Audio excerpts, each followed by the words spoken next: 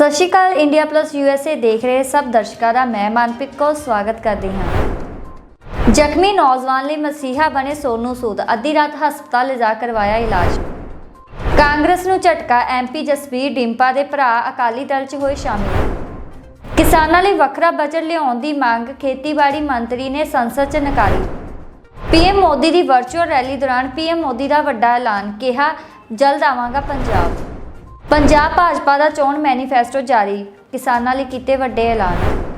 भगवंत मान ने कहा कांग्रेस के गरीब CM चन्नी ने अपने भाईचारे के हालात कदे देखे नहीं। सिमरजीत बैंस ते 307 का परचा लुधियाना पुलिस ने किया गिरफ्तार। जेकर CM चन्नी हल्लाशेरी ना दिंदे तां हनी कोल इन्नी मनी ना हुंदी, राघव चड्डा। आओ शुरुआत करते हैं अज की इस पहली वड्डी खबर तो। जख्मी नौजवान लिए मसीहा बने सोनू सूद अद्धी रात हस्पताल ले जा करवाया इलाज। सोनू सूद अद्धी रात सड़क कंढे एक कार की लपेट च आए जख्मी लिए मसीहा बन के आए। घटना मोगा स्थित कोटकपूरा बाईपास की है। सोनू सूद रात को उत्थों लंघ रहे सन। उन्हें वेख्या कि एक कार का एक्सीडेंट हो गया है। नेड़े जाके देखा तो कार के अंदर एक नौजवान सी। उन्होंने तुरंत अपने दोस्तों की मदद नाल कार का सेंटर लॉक खोलिया। इस तो बाद नौजवान को खुद ड्राइविंग सीट तो बाहर कढ़िया, उसनों अपनी कार विच हस्पताल लैके गए ते नौजवान का इलाज भी करवाया। उसकी हालत विच सुधार होने तो बाद सोनू सूद उत्थों वापस परते। दस दिए कि बॉलीवुड स्टार सोनू सूद की भैन मालिका सूद पंजाब की मोगा सीट तो चोण लड़ रही है। उन्होंने कांग्रेस पार्टी वालों टिकट दी गई है। सोनू सूद खुद सियासत विच नहीं आए पर अपनी भैन लई प्रचार कर रहे हैं। कांग्रेस ने सोनू सूद की भैन को टिकट देने लिए अपने मौजूदा विधायक हरजोत कमल को भी पासे कर दिता।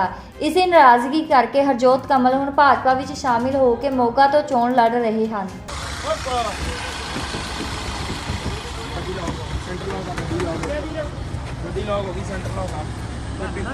सेंटर लॉक चिंटू भैया, सेंटर लॉक है।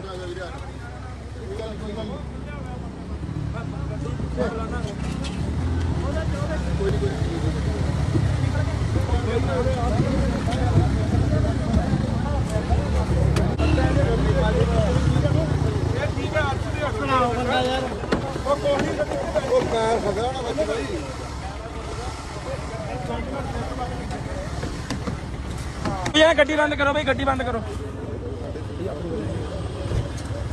की गल होगी भाई तू?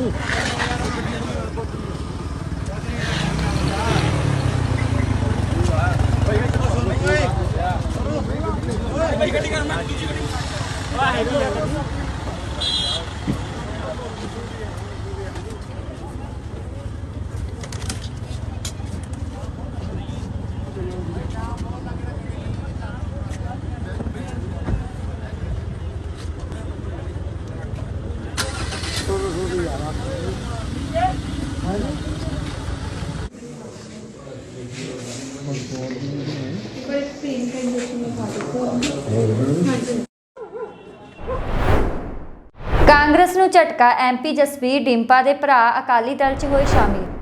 विधानसभा चोणों का समा बिल्कुल नेड़े है तो इस तो पहला कांग्रेस पार्टी नूं वड्डे झटके लग रहे हैं। ताज़ा झटका पार्टी नूं अमृतसर विच उस वेले लगा जदों मैंबर पार्लीमेंट जसबीर सिंह डिंपा के भरा हरपिंदर सिंह राजन गिल अज अकाली दल च शामिल हो गए। उन्होंने सुखबीर बादल और सीनियर अकाली आगू विक्रम सिंह मजीठिया ने पार्टी विच शमूलीयत करवाई। धन्यवाद जी आया नूं। अज माਝੇ की पॉलिटिक्स च श्रोमणी अकाली दल नूं बहुत वड्डा हंगारा हलारा ते बल इस गल नाल मिल रहा कि खडूर साहब हलके चों और तरन तारण साहब ते अमृतसर साहब के जिले के नाल संबंधित 4 पीढ़ियों तो कांग्रेसी परिवार सरदार जसबीर सिंह जी डिंपा साहब मैंबर पार्लीमेंट,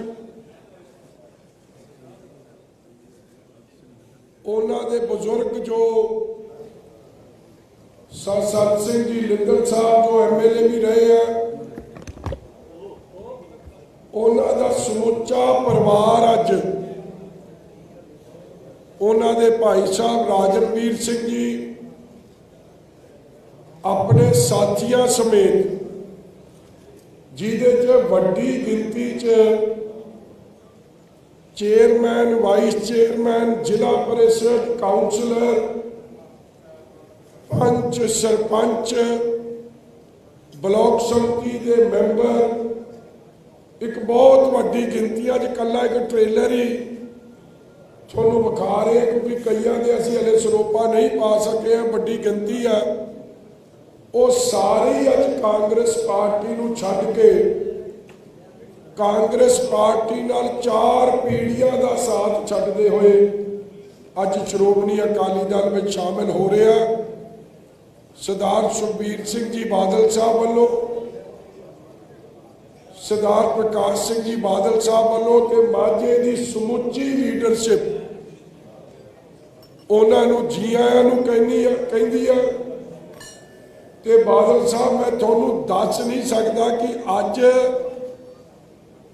ਕਾਂਗਰਸ ਪਾਰਟੀ ਦਾ ਕੋਈ ਜ਼ਮੀਨੀ ਲੀਡਰ, ਜਿਸ ਲੀਡਰ ਦੀ ਕ੍ਰਾਸ ਮਾਝੇ 'ਚ ਪਕੜ ਹੈ, ਪਰਸਨਲ ਪਕੜ ਹੈ, ਉਹ ਸਰਦਾਰ ਜਸਬੀਰ ਸਿੰਘ ਜੀ ਡਿੰਪਾ ਸਾਹਿਬ ਦੇ ਪਰਿਵਾਰ ਦੀ ਹੈ, ਜਿਨ੍ਹਾਂ ਨੇ ਦਿਨ ਰਾਤ ਇੱਕ ਕਰਕੇ ਲੋਕਾਂ ਦੇ ਸੁੱਖ ਦੁੱਖ ਦੇ ਵਿੱਚ ਸ਼ਰੀਕ ਹੋ ਕੇ ਲੋਕਾਂ ਦੇ ਹੇਠਲੇ ਪੱਧਰ ਤੱਕ ਜਾ ਕੇ ਕੰਮ ਕਰਕੇ ਉਹਨਾਂ ਦੀ ਜ਼ਿੰਦਗੀ 'ਚ ਇੱਕ ਬਦਲਾਵ ਲਾਉਣ ਲਈ ਸਿਰ ਤੋੜਵਾ ਯਤਨ ਕੀਤਾ। ਇਸ ਲਈ ਇਹਨਾਂ ਦੇ ਨਾਲ ਅੱਜ ਸ਼੍ਰੋਮਣੀ ਅਕਾਲੀ ਦਲ ਨਾਲ ਜੁੜਨ ਨਾਲ ਸਾਡੇ ਅੰਮ੍ਰਿਤਸਰ ਸਾਹਿਬ ਦੀ ਸੀਟਾਂ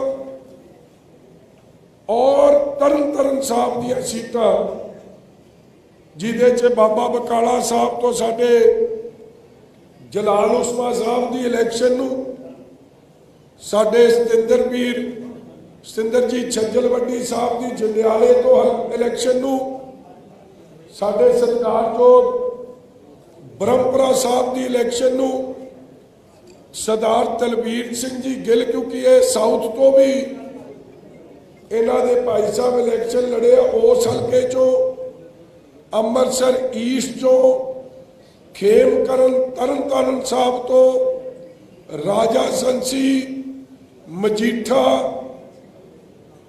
ਆਪਣਾ ਅਜਨਾਲਾ, ਅਟਾਰੀ, ਇਹ ਸਾਰੇ ਇਲਾਕੇ 'ਚ ਮੈਂ ਕੱਲੀ ਸੀਟ ਦਾ ਕੀ ਨਾਂ ਲਵਾਂ, ਅੱਜ ਬਹੁਤ ਵੱਡਾ ਬਲ ਤੇ ਉਤਸ਼ਾਹ ਔਰ ਇੱਕ ਬਹੁਤ ਵੱਡਾ ਫਾਇਦਾ ਸ਼੍ਰੋਮਣੀ ਅਕਾਲੀ ਦਲ ਨੂੰ ਹੋਊਗਾ। ਇਸ ਲਈ ਮੈਂ ਉਹਨਾਂ ਨੂੰ ਜੀ ਆਇਆਂ ਨੂੰ ਕਹਿੰਦਾ ਔਰ ਰਾਜਨਵੀਰ ਸਿੰਘ ਜੀ ਨੂੰ ਬੇਨਤੀ ਕਰਦਾ ਕਿ ਉਹ 2 ਮਿੰਟ ਆਪ ਦੇ ਵਿਚਾਰ ਰੱਖਣਗੇ, ਆਪ ਦੀ ਖੁੱਲ੍ਹ ਕੇ ਗੱਲ ਕਰਨਗੇ।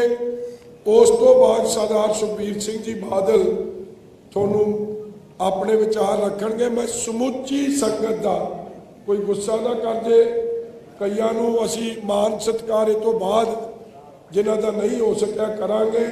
ਤੁਸੀਂ ਸਾਰੇ ਅੱਜ ਪਰਿਵਾਰ ਵਾਂਗੂ ਇਹ ਵੱਡਾ ਫੈਸਲਾ, ਇਤਿਹਾਸਿਕ ਫੈਸਲਾ ਲੈਂਦੇ ਆ, ਹਿਸਟੋਰਿਕ ਡਿਸੀਜਨ ਲੈਂਦੇ ਆ, ਅੱਜ ਸ਼੍ਰੋਮਣੀ ਅਕਾਲੀ ਦਲ ਵਿੱਚ ਸ਼ਾਮਿਲ ਹੋਏ ਹੋ।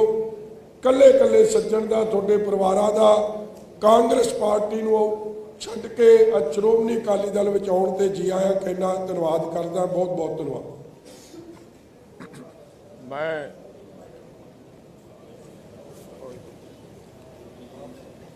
ਮੈਂ ਸਭ ਤੋਂ ਪਹਿਲਾਂ ਤਾਂ ਧੰਨਵਾਦ ਕਰਦਾ ਸਰਦਾਰ ਸੁਖਬੀਰ ਸਿੰਘ ਜੀ ਬਾਦਲ, ਪ੍ਰੈਜ਼ੀਡੈਂਟ ਸ਼੍ਰੋਮਣੀ ਅਕਾਲੀ ਦਲ, ਸਰਦਾਰ ਬਿਕਰਮ ਸਿੰਘ ਜੀ ਮਜੀਠੀਆ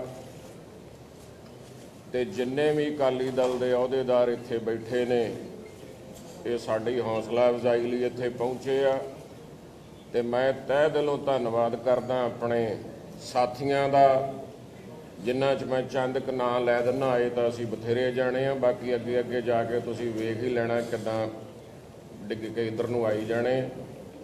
ਇਹਨਾਂ 'ਚ ਸਭ ਤੋਂ ਪਹਿਲਾਂ ਤਾਂ Mandeep Singh senior vice chairman Saini welfare board Punjab, Rajkumar Malhotra ji ਸਾਬਕਾ ਪ੍ਰੈਜ਼ੀਡੈਂਟ ਮਿਊਨਿਸਪਲ ਕਮੇਟੀ ਜੰਡਿਆਲਾ, ਬੀਬੀ Harsharan Kaur ji chairman block samiti Tarn Taran, Mehar Singh Chatala ji vice chairman cooperative bank Tarn Taran, Kulwant Bhail chairman youth Congress cell, Amrik Singh Bitta ji Jandiala ਤੋਂ, Happy Jhander, Jaswant Singh Billa ji ex chairman market committee Raiya, Sarabjit Maan councillor municipal committee Raiya, Shri Dharamvir Singh ji Verka ਜ਼ਿਲ੍ਹਾ ਪਰਿਸ਼ਦ ਮੈਂਬਰ, ਤੇ ਜਿੰਨੇ ਵੀ ਸਰਪੰਚ ਸਾਹਿਬਾਨ, ਕੌਂਸਲਰ ਸਾਹਿਬਾਨ, ਜ਼ਿਲ੍ਹਾ ਪਰਿਸ਼ਦ ਦੇ ਮੈਂਬਰ ਮੇਰੇ ਨਾਲ ਆਏ ਨੇ, ਮੈਂ ਸਾਰਿਆਂ ਦਾ ਤਹਿ ਦਿਲੋਂ ਧੰਨਵਾਦ ਕਰਦਾ। ਤੇ ਮੈਂ ਇੱਕ ਗੱਲ ਜ਼ਰੂਰ ਦੱਸਣੀ ਚਾਹੁੰਦਾ, ਛੋਟਾ ਜਿਹਾ ਪਿਛੋਕੜ ਆਪਣੇ ਪਰਿਵਾਰ ਬਾਰੇ। ਮੇਰੇ ਗ੍ਰੈਂਡਫਾਦਰ ਸਰਦਾਰ ਗੁਰਦੇਵ ਸਿੰਘ ਜੀ ਸ਼ਾਹ ਫਰੀडम ਫਾਈਟਰ ਸੀਗੇ। ਉਹ ਉਦੋਂ ਤੋਂ ਕਾਂਗਰਸ ਨਾਲ ਅਸੀਂ ਜੁੜੇ ਹੋਏ ਹਾਂ। ਅੱਜ ਤੀਜੀ ਚੌਥੀ ਜਨਰੇਸ਼ਨ ਆ ਗਈ। ਮੇਰੇ ਫਾਦਰ ਸਾਹਿਬ ਸਰਦਾਰ ਸੰਤ ਸਿੰਘ ਗਿੱਲ MLA ਸੀ ਬਿਆਸ ਤੋਂ। ਜਦੋਂ ਅੱਤਵਾਦ ਦੀ ਹਨੇਰੀ ਸੀ ਉਹਦੇ 'ਚ ਉਹਨਾਂ ਨੇ ਸ਼ਹਾਦਤ ਪਾਈ। ਉਸ ਤੋਂ ਬਾਅਦ ਡਿੰਪਾ ਜੀ ਪੰਜਾਬ ਯੂਥ ਕਾਂਗਰਸ ਦੇ ਪ੍ਰਧਾਨ ਰਹੇ, ਇੰਡੀਅਨ ਯੂਥ ਕਾਂਗਰਸ ਦੇ ਜਨਰਲ ਸੈਕਟਰੀ ਰਹੇ, ਬਿਆਸ ਤੋਂ MLA ਰਹੇ, ਸੀਵਰੇਜ ਬੋਰਡ ਦੇ ਚੇਅਰਮੈਨ ਰਹੇ, ਤੇ ਹੁਣ ਮੌਜੂਦਾ ਮੈਂਬਰ ਪਾਰਲੀਮੈਂਟ ਨੇ ਕਾਂਗਰਸ ਦੇ, ਜਿਹੜੀ ਸੀਟ ਕਾਂਗਰਸ ਨੇ ਇਸ ਪਰਿਵਾਰ ਦੀ ਬਦੌਲਤ 43 ਸਾਲਾਂ ਬਾਅਦ ਜਿੱਤੀ ਸੀ। ਤੇ ਜੇ ਅੱਜ ਇਹ ਮੇਰਾ ਇੱਥੇ ਬਹਿਣ ਦਾ ਜਿਹੜਾ ਕਾਰਨ ਆ ਉਹ ਇਹ ਆ ਵੀ ਕਾਂਗਰਸ ਦਾ ਜਿਹੜਾ ਪਤਨ ਆ ਉਹ ਸ਼ੁਰੂ ਹੋ ਚੁੱਕਿਆ।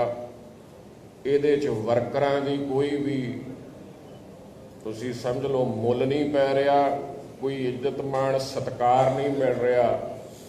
ਕੱਲੀ ਕੱਲੀ ਸੀਟ ਜਿੱਥੋਂ ਤੱਕ ਇਹਨਾਂ ਦਾ ਵੱਸ ਚੱਲਿਆ ਇਹਨਾਂ ਇਸ ਵਿਧਾਨ ਸਭਾ 'ਚ ਵੇਚੀ ਆ। ਮੈਂ ਸਪੈਸ਼ਲੀ ਨਾਂ ਲੈਣਾ ਚਾਹੁੰਦਾ, ਕੋਈ ਮੈਨੂੰ ਤਾਂ ਸੰਗ ਸ਼ਰਮ ਨਹੀਂ, ਹਰੀਸ਼ ਚੌਧਰੀ ਦੀ, ਨਵਜੋਤ ਸਿੱਧੂ ਦਾ, ਇਹ ਜਿਨ੍ਹਾਂ ਨੇ ਰਲ ਕੇ ਕਾਂਗਰਸ ਨੂੰ ਇਸ ਕਗਾਰ ਤੇ ਲੈ ਕੇ ਆਏ ਨੇ ਵੀ ਸਰਕਾਰ ਬਣਾਉਣ ਦੀਆਂ ਤਾਂ ਗੱਲਾਂ ਭੁੱਲ ਜਾਣ। ਹੁਣ ਇਹਨਾਂ ਦਾ ਮਨ ਲੱਗਦਾ ਕੈਪਟਨ ਅਮਰਿੰਦਰ ਸਿੰਘ ਹੋਣਾ ਦੀ ਪਾਰਟੀ ਨਾਲ ਮੁਕਾਬਲਾ ਰਹਿਣਾ ਵੀ ਪਿੱਛੇ ਕੌਣ ਆਉਂਦਾ।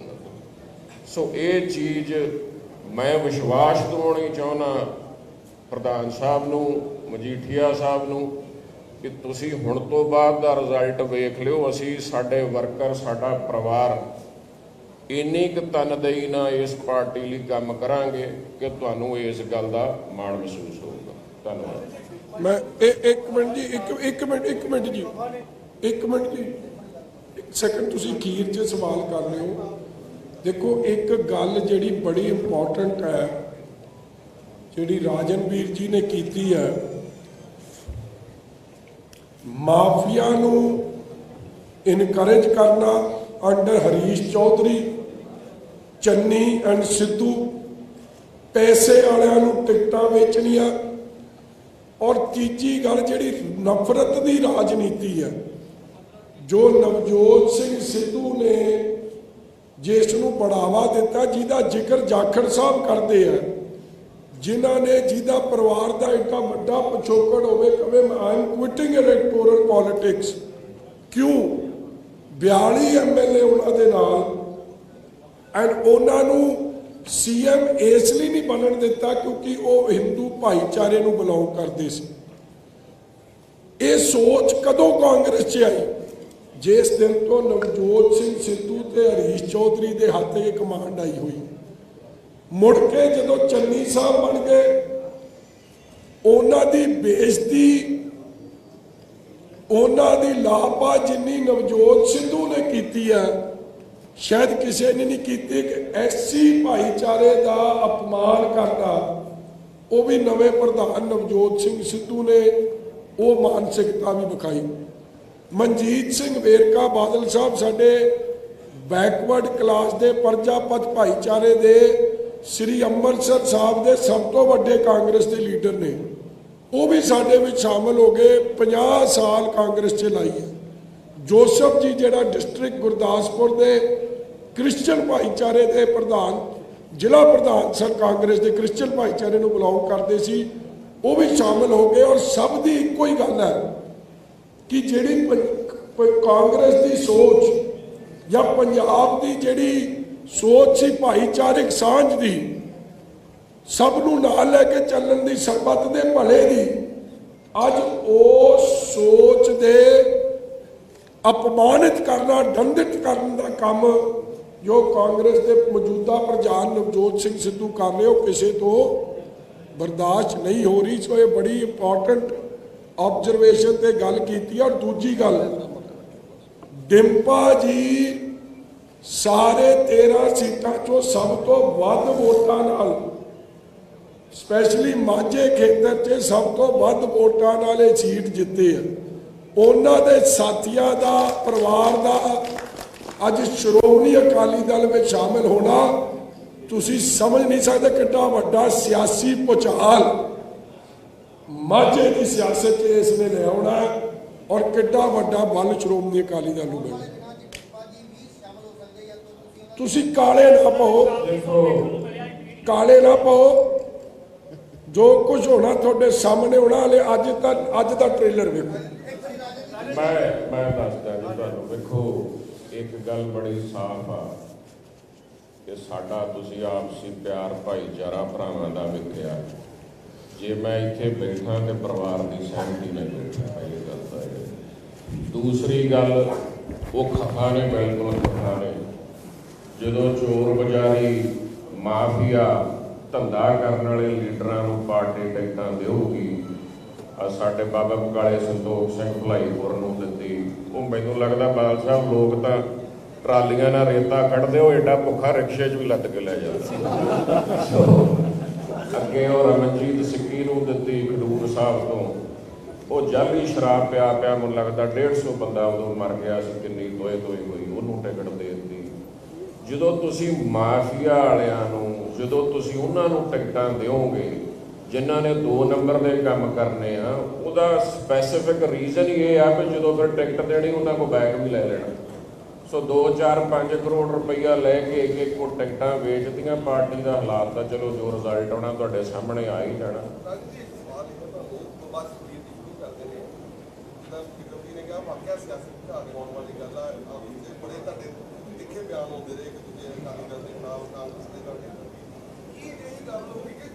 ਤੁਹਾਡੇ ਵਰਗੇ ਪਰਿਵਾਰ ਫੈਸਲਾ ਲੈਣ ਲੱਗ ਪਏ ਜਿਹੜੇ ਕਾਂਗਰਸ ਤਾਂ ਫਿਰ ਕੀ ਬਾਕੀ ਕਾਂਗਰਸ ਕੀ ਕਰਨਾ?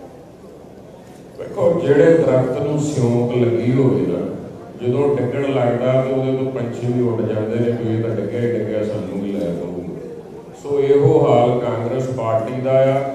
ਉਹ ਇਸ ਸਟੇਜ ਤੇ ਜਿੱਥੇ ਖੜੇ ਨੇ, ਉਹ ਜਿੰਨੇ ਵੀ ਉਹਨਾਂ ਦੇ ਰਿਸਪੌਂਸੀਬਲ ਅਹੁਦੇਦਾਰ ਨੇ, ਪ੍ਰਧਾਨ ਉਹਨਾਂ ਦਾ, ਜਨਰਲ ਸੈਕਟਰੀ ਉਹਨਾਂ ਦਾ, CM ਉਹਨਾਂ ਦਾ, ਮੈਂ ਸਮਝਦਾ ਉਹ ਸਾਰੇ ਜ਼ਿੰਮੇਵਾਰ ਨੇ ਇਹਨਾਂ ਹਾਲਾਤਾਂ ਲਈ ਜੋ ਉਹਨਾਂ ਨੇ ਕ੍ਰੀਏਟ ਕਰਤਾ।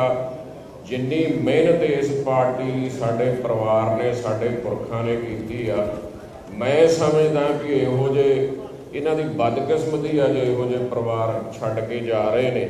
ਤੇ ਮੇਰੀ ਗੱਲ ਦਾ ਯਕੀਨ ਰੱਖਿਓ, ਆਉਂਦੇ ਸਮੇਂ 'ਚ ਮੈਂ ਤਾਂ ਚਾਹੁੰਦਾ ਅਸੀਂ ਮੋਟੀਵੇਸ਼ਨ ਬਣੀਏ ਬਾਕੀ ਕਾਂਗਰਸੀਆਂ ਲਈ ਵੀ, ਜਿਹੜੇ ਇੱਕ ਕੌਨਸ਼ੀਅਸ ਕਾਲ ਲੈਣ ਤੇ ਇਸ ਪਾਰਟੀ 'ਚੋਂ ਬਾਹਰ ਨਿਕਲਣ। ਕਿੰਨੇ ਪੈਸੇ ਡਿਮਾਂਡ ਕੀਤੀ ਗਈ ਸੀ ਤੁਹਾਨੂੰ ਟਿਕਟ ਦੇਣ ਵਾਸਤੇ?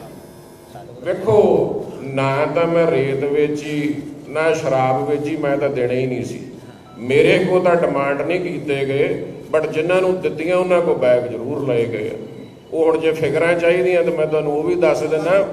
ਵੇਖੋ, ਇਹ ਲੱਗਾ ਫੱਬਾਦਾਰ ਰੇਟ ਦਾ, ਕਿਸੇ ਕੋ ਕਰੋੜ, ਕਿਸੇ ਕੋ 2, ਕਿਸੇ ਕੋ 4, ਕਿਸੇ ਕੋ 5। ਜੇ ਤਾਂ ਬਹੁਤਾ ਕਾਲਾ ਸੀ ਉਹਦੇ ਕੋਲ 2 ਵਾਰ ਵੀ ਲੈ ਲਏ ਹੁਣ।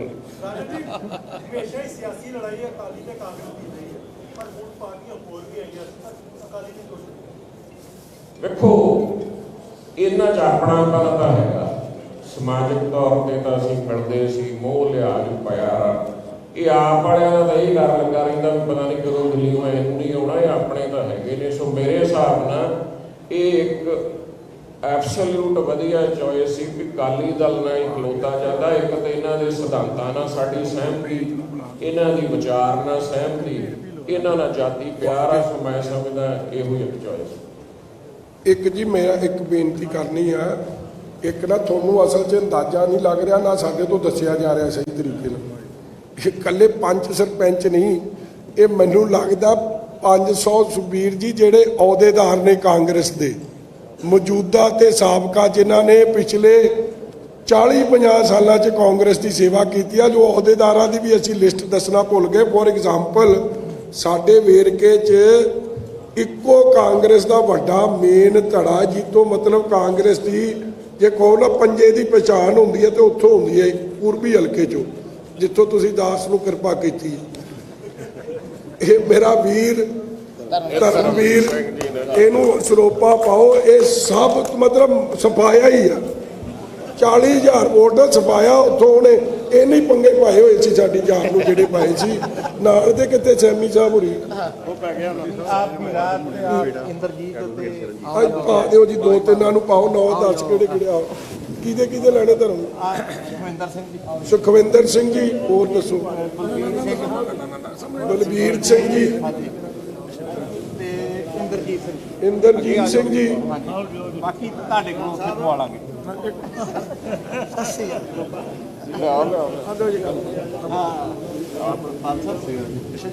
ਹੋਰ ਕੋਈ?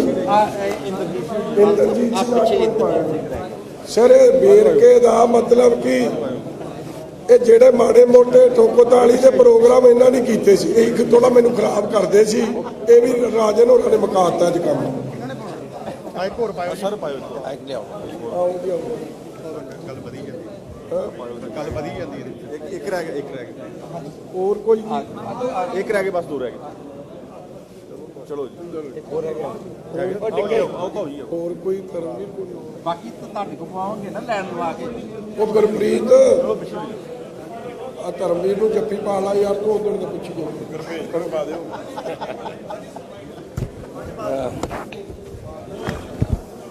ਅੱਜ ਸ਼੍ਰੋਮਣੀ ਅਕਾਲੀ ਦਲ ਵਾਸਤੇ ਤੇ ਮਾਝੇ ਦੀ ਸਿਆਸਤ ਵਾਸਤੇ ਇੱਕ ਬਹੁਤ ਹੀ ਵੱਡਾ ਦਿਨ ਹੈ। ਐਡੀ ਵੱਡੀ ਸੁਨਾਮੀ ਮਾਝੇ 'ਚ ਆਈ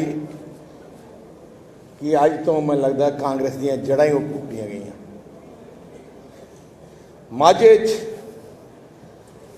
ਅੰਮ੍ਰਿਤਸਰ ਜ਼ਿਲ੍ਹੇ, ਤਰਨਤਾਰਨ ਜ਼ਿਲ੍ਹੇ ਜੇ ਕੋਈ ਕਾਂਗਰਸ ਲੀਡਰ ਦਾ ਨਾਂ ਲਿਆ ਜਾਂਦਾ ਸੀ, ਉਹ ਡਿੰਪਾ ਪਰਿਵਾਰ ਦਾ ਲਿਆ ਲਿਆਂਦਾ ਸੀ, ਕਿਉਂਕਿ ਉਹੀ ਫੇਸ ਕਾਂਗਰਸ ਦੇ ਸੀ। ਉਹਨਾਂ ਨੇ ਕਾਂਗਰਸ ਦੇ ਵਰਕਰਾਂ ਦੀ ਲੜਾਈ ਲੜੀ। ਸਹੀ ਮਨੇ ਤੇ ਜੇ ਕਾਂਗਰਸ ਦੇ ਕੋਈ ਗ੍ਰਾਸ ਰੂਟ ਨਾਲ, ਜ਼ਮੀਨ ਨਾਲ ਜੁੜੇ ਹੋਏ ਲੀਡਰ ਤੇ ਪਰਿਵਾਰ ਹੈ, ਤੇ ਸਾਧ ਜਸਵੀਰ ਸਿੰਘ ਡਿੰਪਾ ਜੀ ਦੇ ਪਰਿਵਾਰ ਹੈ। ਕਈ ਲੀਡਰ ਤਾਂ ਹਵਾ ਤੋਂ ਹੀ ਆਉਂਦੇ, ਉੱਤੇ ਆਉਂਦੇ, ਨਵਜੋਤ ਸਿੱਧੂ ਵਾਂਗੂ ਜਿਹੜਾ ਦਿਖਾਈ ਨਹੀਂ ਦਿੰਦੇ। ਪਰ ਆਹ ਲੀਡਰ ਹੈ ਜਿਨ੍ਹਾਂ ਨੇ ਪੀੜ੍ਹੀ ਤੋਂ ਪੀੜ੍ਹੀ ਘਰਾਂ 'ਚ ਬਸੇ, ਲੋਕਾਂ ਦੇ ਦਿਲਾਂ 'ਚ ਬਸੇ, ਤੇ ਅੱਜ ਉਸ ਪਰਿਵਾਰ ਦਾ ਸ਼੍ਰੋਮਣੀ ਅਕਾਲੀ ਦਲ ਵਿੱਚ ਸ਼ਾਮਿਲ ਹੋਣਾ, ਮੈਂ ਕਹਿ ਸਕਦਾ ਮਾਝੇ ਦਾ ਇਲੈਕਸ਼ਨ ਵਨ ਸਾਈਡਡ ਕਰ ਦਿੱਤਾ। ਬੋਲੇ ਸੋ ਨਿਹਾਲ। ਇਹਦਾ ਜਿਹੜਾ ਇਫੈਕਟ ਹੋਣਾ ਹੈ, ਜਦੋਂ ਵੱਡੀ ਅਰਥਕੁਏਕ ਆਉਂਦੀ ਹੈ, ਐਪਿਕ ਸੈਂਟਰ ਮਾਝਾ ਹੈ, ਪਰ ਮਾਲਵੇ ਤੱਕ ਚੱਲਣਾ ਟ੍ਰੈਮਰਸ, ਦੁਆਬਾ ਸਾਰੇ ਦੇ। ਅਗਲੇ ਦਿਨਾਂ 'ਚ ਤੁਸੀਂ ਦੇਖੋਗੇ ਬਹੁਤ ਵੱਡੇ ਕਾਂਗਰਸ ਲੀਡਰਸ਼ਿਪ ਛੱਡ ਰਹੀ ਹੈ। ਕਿਉਂ ਛੱਡ ਰਹੀ ਹੈ? ਕਿਉਂਕਿ ਕਾਂਗਰਸ ਰਹੀ ਨਹੀਂ ਉਹ ਕਾਂਗਰਸ। ਨਵਜੋਤ ਸਿੰਘ ਸਿੱਧੂ ਨੂੰ ਬਣਾਇਆ ਪ੍ਰਧਾਨ। ਕੀ ਬੈਕਗ੍ਰਾਉਂਡ ਆ ਉਹਦਾ ਕਾਂਗਰਸ ਦਾ? ਮੈਨੂੰ ਲੱਗਦਾ ਜਿੰਨੇ ਦਲ ਉਹਨੇ ਬਦਲੇ ਹੈ, ਜੇ ਉਹ ਜੇ ਨੂੰ ਪ੍ਰਧਾਨ ਨਾ ਹੋ। ਹਰੀਸ਼ ਚੌਧਰੀ ਇੱਕ ਮੰਤਰੀ ਸੀ, ਰਾਜਸਥਾਨ ਛੱਡ ਕੇ ਆ ਗਿਆ, ਕਿਉਂਕਿ ਸੋਚਿਆ ਕਿ ਇੱਥੇ ਪੰਜਾਬ ਜ਼ਿਆਦਾ ਪੈਸੇ ਕਮਾਏ ਜਾਣਗੇ ਉੱਥੋਂ ਨਾਲੋਂ। ਜਿੰਨਾ ਰੇਤ ਮਾਫੀਆ ਹੈ, ਆਹ ਤੇ ਚੰਨੀ ਸਾਰੀ ਟੀਮ ਹੈ, ਇੱਕ ਟੀਮ ਹੈ ਪੈਸੇ ਇਕੱਠੇ ਕਰਨ ਦੀ। ਆਹ ਜਿਹੜੀ ਤੁਸੀਂ ਦੇਖੋ ਈਡੀ ਨੇ ਜਿਹੜੀ ਉਹਦਾ ਭਾਂਜਾ ਫੜਿਆ ਤੇ ਉਹਨੇ ਦੱਸਿਆ ਕਿ ਸਾਰਾ ਰੇਤ ਤੇ ਇਹਦੇ 'ਚ ਕਲੈਕਸ਼ਨ ਹੋਈ ਟਰਾਂਸਫਰ 'ਚ। ਹਲੇ ਅਗਲਾ ਗੇਮ ਹੋਣੀ ਹੈ, ਹਰੀਸ਼ ਚੌਧਰੀ ਦਾ ਨਾਂ ਆਉਣਾ। ਤੁਸੀਂ ਐਕਤੀ ਦੇਖੋਗੇ, ਐਜੀਆਂ ਟਿਕਟਾਂ ਦਿੱਤੀਆਂ ਗਈਆਂ ਜਿਹਦਾ ਕੋਈ ਲੈਣਾ ਦੇਣਾ ਕਾਂਗਰਸ ਨਹੀਂ, ਪਰ ਸਿੱਧਾ ਪੈਸਾ, ਸਿੱਧੀ ਨਵਜੋਤ ਸਿੰਘ ਸਿੱਧੂ ਦੀ ਹੈਂਕੜਬਾਜੀ ਕਿ ਆ ਮੈਂ ਕਹਿਤਾ। ਅੱਜ ਖਤਮ ਕਾਂਗਰਸ ਹੋ ਰਹੀ ਹੈ ਮੈਂ ਤੇ ਜਿਹੜੇ ਨਵਜੋਤ ਸਿੰਘ ਸਿੱਧੂ ਦੇ ਮੈਂ ਨਵਜੋਤ ਸਿੰਘ ਸਿੱਧੂ ਮੈਂ ਇੱਥੇ ਐਲਾਨ ਕਰ ਦਿੱਤਾ, ਹੁਣ ਕੋਈ ਨਹੀਂ ਆ ਸਕਦਾ। ਮੈਂ ਜੇ ਤੁਸੀਂ ਨਾ ਟਿਕਟ ਦਿੱਤੀ ਤਾਂ ਮੈਂ ਛੱਡ ਕੇ ਚਲਾ ਜਾਊਂਗਾ। ਹਰ ਰੋਜ਼ ਬਲੈਕਮੇਲ ਕਰਨਾ, ਹਰ ਰੋਜ਼ ਇਨਡਿਸਪਲਿਨ। ਮੈਂ ਕਹਿੰਦਾ ਜੇ ਇਨਡਿਸਪਲਿਨ ਕਾਂਗਰਸ ਹੋਇਆ ਤੇ ਸ਼ੁਰੂ ਹੋਇਆ ਤੇ ਨਵਜੋਤ ਸਿੰਘ ਸਿੱਧੂ ਤੇ ਮਿਸਿਸ ਨਵਜੋਤ ਸਿੰਘ ਸਿੱਧੂ ਕਰਕੇ ਹੋਇਆ। ਦੋਨੋਂ ਹੀ ਰੋਜ਼ ਦੂਜੇ ਦਿਨ ਕਾਂਗਰਸ ਦੇ ਹਾਈ ਕਮਾਂਡ ਨੂੰ ਚੈਲੰਜ ਕਰਦੇ ਆ, ਉਹਨਾਂ ਦੀ ਸੋਚ ਨੂੰ ਚੈਲੰਜ ਕਰਦੇ ਆ। ਹੁਣ ਤੁਸੀਂ ਦੇਖ ਲਓ, ਆ ਕੋਈ ਪਾਰਟੀ ਹੈ, ਚਰਨਜੀਤ ਸਿੰਘ ਚੰਨੀ ਦਾ ਭਰਾ ਸਕਾ ਆਜ਼ਾਦ ਲੜ ਰਿਹਾ ਕਾਂਗਰਸ ਦੇ ਖਿਲਾਫ ਤੇ ਉਹ ਸੀਐਮ ਫੇਸ ਹੈ। ਰਾਣਾ ਗੁਰਜੀਤ ਸਿੰਘ ਦਾ ਬੇਟਾ ਆਫੀਸ਼ੀਅਲੀ ਲੜ ਰਿਹਾ ਨਾਲ ਆਜ਼ਾਦ ਕਾਂਗਰਸ ਦੇ ਖਿਲਾਫ ਤੇ ਰਾਣਾ ਕੰਪੇਨ ਕਰ ਰਿਹਾ। ਜੇ ਜਿਸ ਪਾਰਟੀ ਵਿੱਚ ਆਹ ਹਾਲਾਤ ਹੋਏ ਕਿ ਸਾਰੇ ਹੀ ਮਰਨ ਨੂੰ ਤਿਆਰ ਹੋਏ, ਇਹਨਾਂ ਦਾ ਨਿਸ਼ਾਨਾ ਕਾਂਗਰਸ ਨੂੰ ਖਤਮ ਕਰਨਾ ਹੈ, ਕਾਂਗਰਸ ਨੂੰ ਬਚਾਉਣਾ ਨਹੀਂ। ਸੋ ਜੇ ਜੀ ਹਾਲਾਤ ਅੱਜ ਪੰਜਾਬ 'ਚ ਹੈ, ਮੈਂ ਸਾਰੇ ਪੰਜਾਬ ਦੇਖ ਕੇ ਆਇਆ, ਕਾਂਗਰਸ ਬਿਲਕੁਲ ਖਤਮ ਹੋ ਗਈ ਹੈ, ਬਿਲਕੁਲ। ਮੈਂ ਤੁਹਾਨੂੰ ਅੱਜ ਲਿਖ ਕੇ ਦੇ ਦੇਣਾ, ਚੰਨੀ ਦੋਨੋਂ ਸੀਟਾਂ ਤੇ ਹਾਰ ਰਿਹਾ। ਮੈਂ ਤਾਂ ਹੈਰਾਨੀ ਹੈ, ਲੜਾਈ ਚੱਲੀ ਜਾਂਦੀ ਹੈ, ਸੀਐਮ ਫੇਸ ਬਣਾ ਦਿਓ, ਸੀਐਮ ਫੇਸ। ਯਾਰ ਫੇਸ ਤਾਂ ਬਣਦਾ ਫਾਇਦਾ ਜੇ ਜਿੱਤੋਗੇ, ਜੇ ਸਰਕਾਰ ਨੇੜੇ ਤੇੜੇ ਹੋਊਗੀ। ਜੇ ਸੀਟਾਂ ਹੀ 10 ਹੋਣੀਆਂ, ਮੈਂ ਤਾਂ ਕਹਿੰਦਾ ਸਾਰਿਆਂ ਦਾ ਫੇਸ ਹੀ ਕਰ ਦਿਓ ਸੀਐਮ। ਘੱਟ ਤੋਂ ਘੱਟ ਕਹਿਣ ਜੋਗੇ ਤਾਂ ਹੋਣਗੇ 2 ਹਫ਼ਤੇ, ਦਿਲ ਤਾਂ ਖੁਸ਼ ਕਰ ਲੈਣਗੇ। 10 ਸੀਟਾਂ ਤੋਂ ਵੱਧ ਕਾਂਗਰਸ ਨਹੀਂ ਆਉਂਦੀਆਂ। ਮੈਂ ਤਾਂ ਜੇ ਮੀਡੀਆ ਨੂੰ ਵੀ ਪੁੱਛਾਂ ਕਿ ਤੁਸੀਂ ਸ਼ਾਰਟ ਸੀਟ ਮੈਨੂੰ ਮਾਝੇ ਦੱਸ ਦਿਓ ਕਿਹੜੀ ਕਾਂਗਰਸ ਦੀ ਹੈ, ਤੁਹਾਨੂੰ ਸਭ ਜਾਣੋ। ਨਵਜੋਤ ਸਿੰਘ ਸਿੱਧੂ ਜਿਹੜਾ ਪ੍ਰਧਾਨ ਹੈ, ਹੁਣ ਕਿੱਧਰ ਭੱਜ ਕੇ ਜਾਊਗਾ? ਮੈਂ ਅੱਜ ਲਿਖ ਕੇ ਦੇ ਦੇਣਾ, ਜਿਸ ਦਿਨ ਹਾਰਿਆ ਉਹਨੇ ਉਸ ਦਿਨ ਹੀ ਛੱਡ ਦੇਣਾ ਸਾਰਾ ਕੁਝ, ਸਿੱਧਾ ਬਿਆਨ ਦੇਣਾ।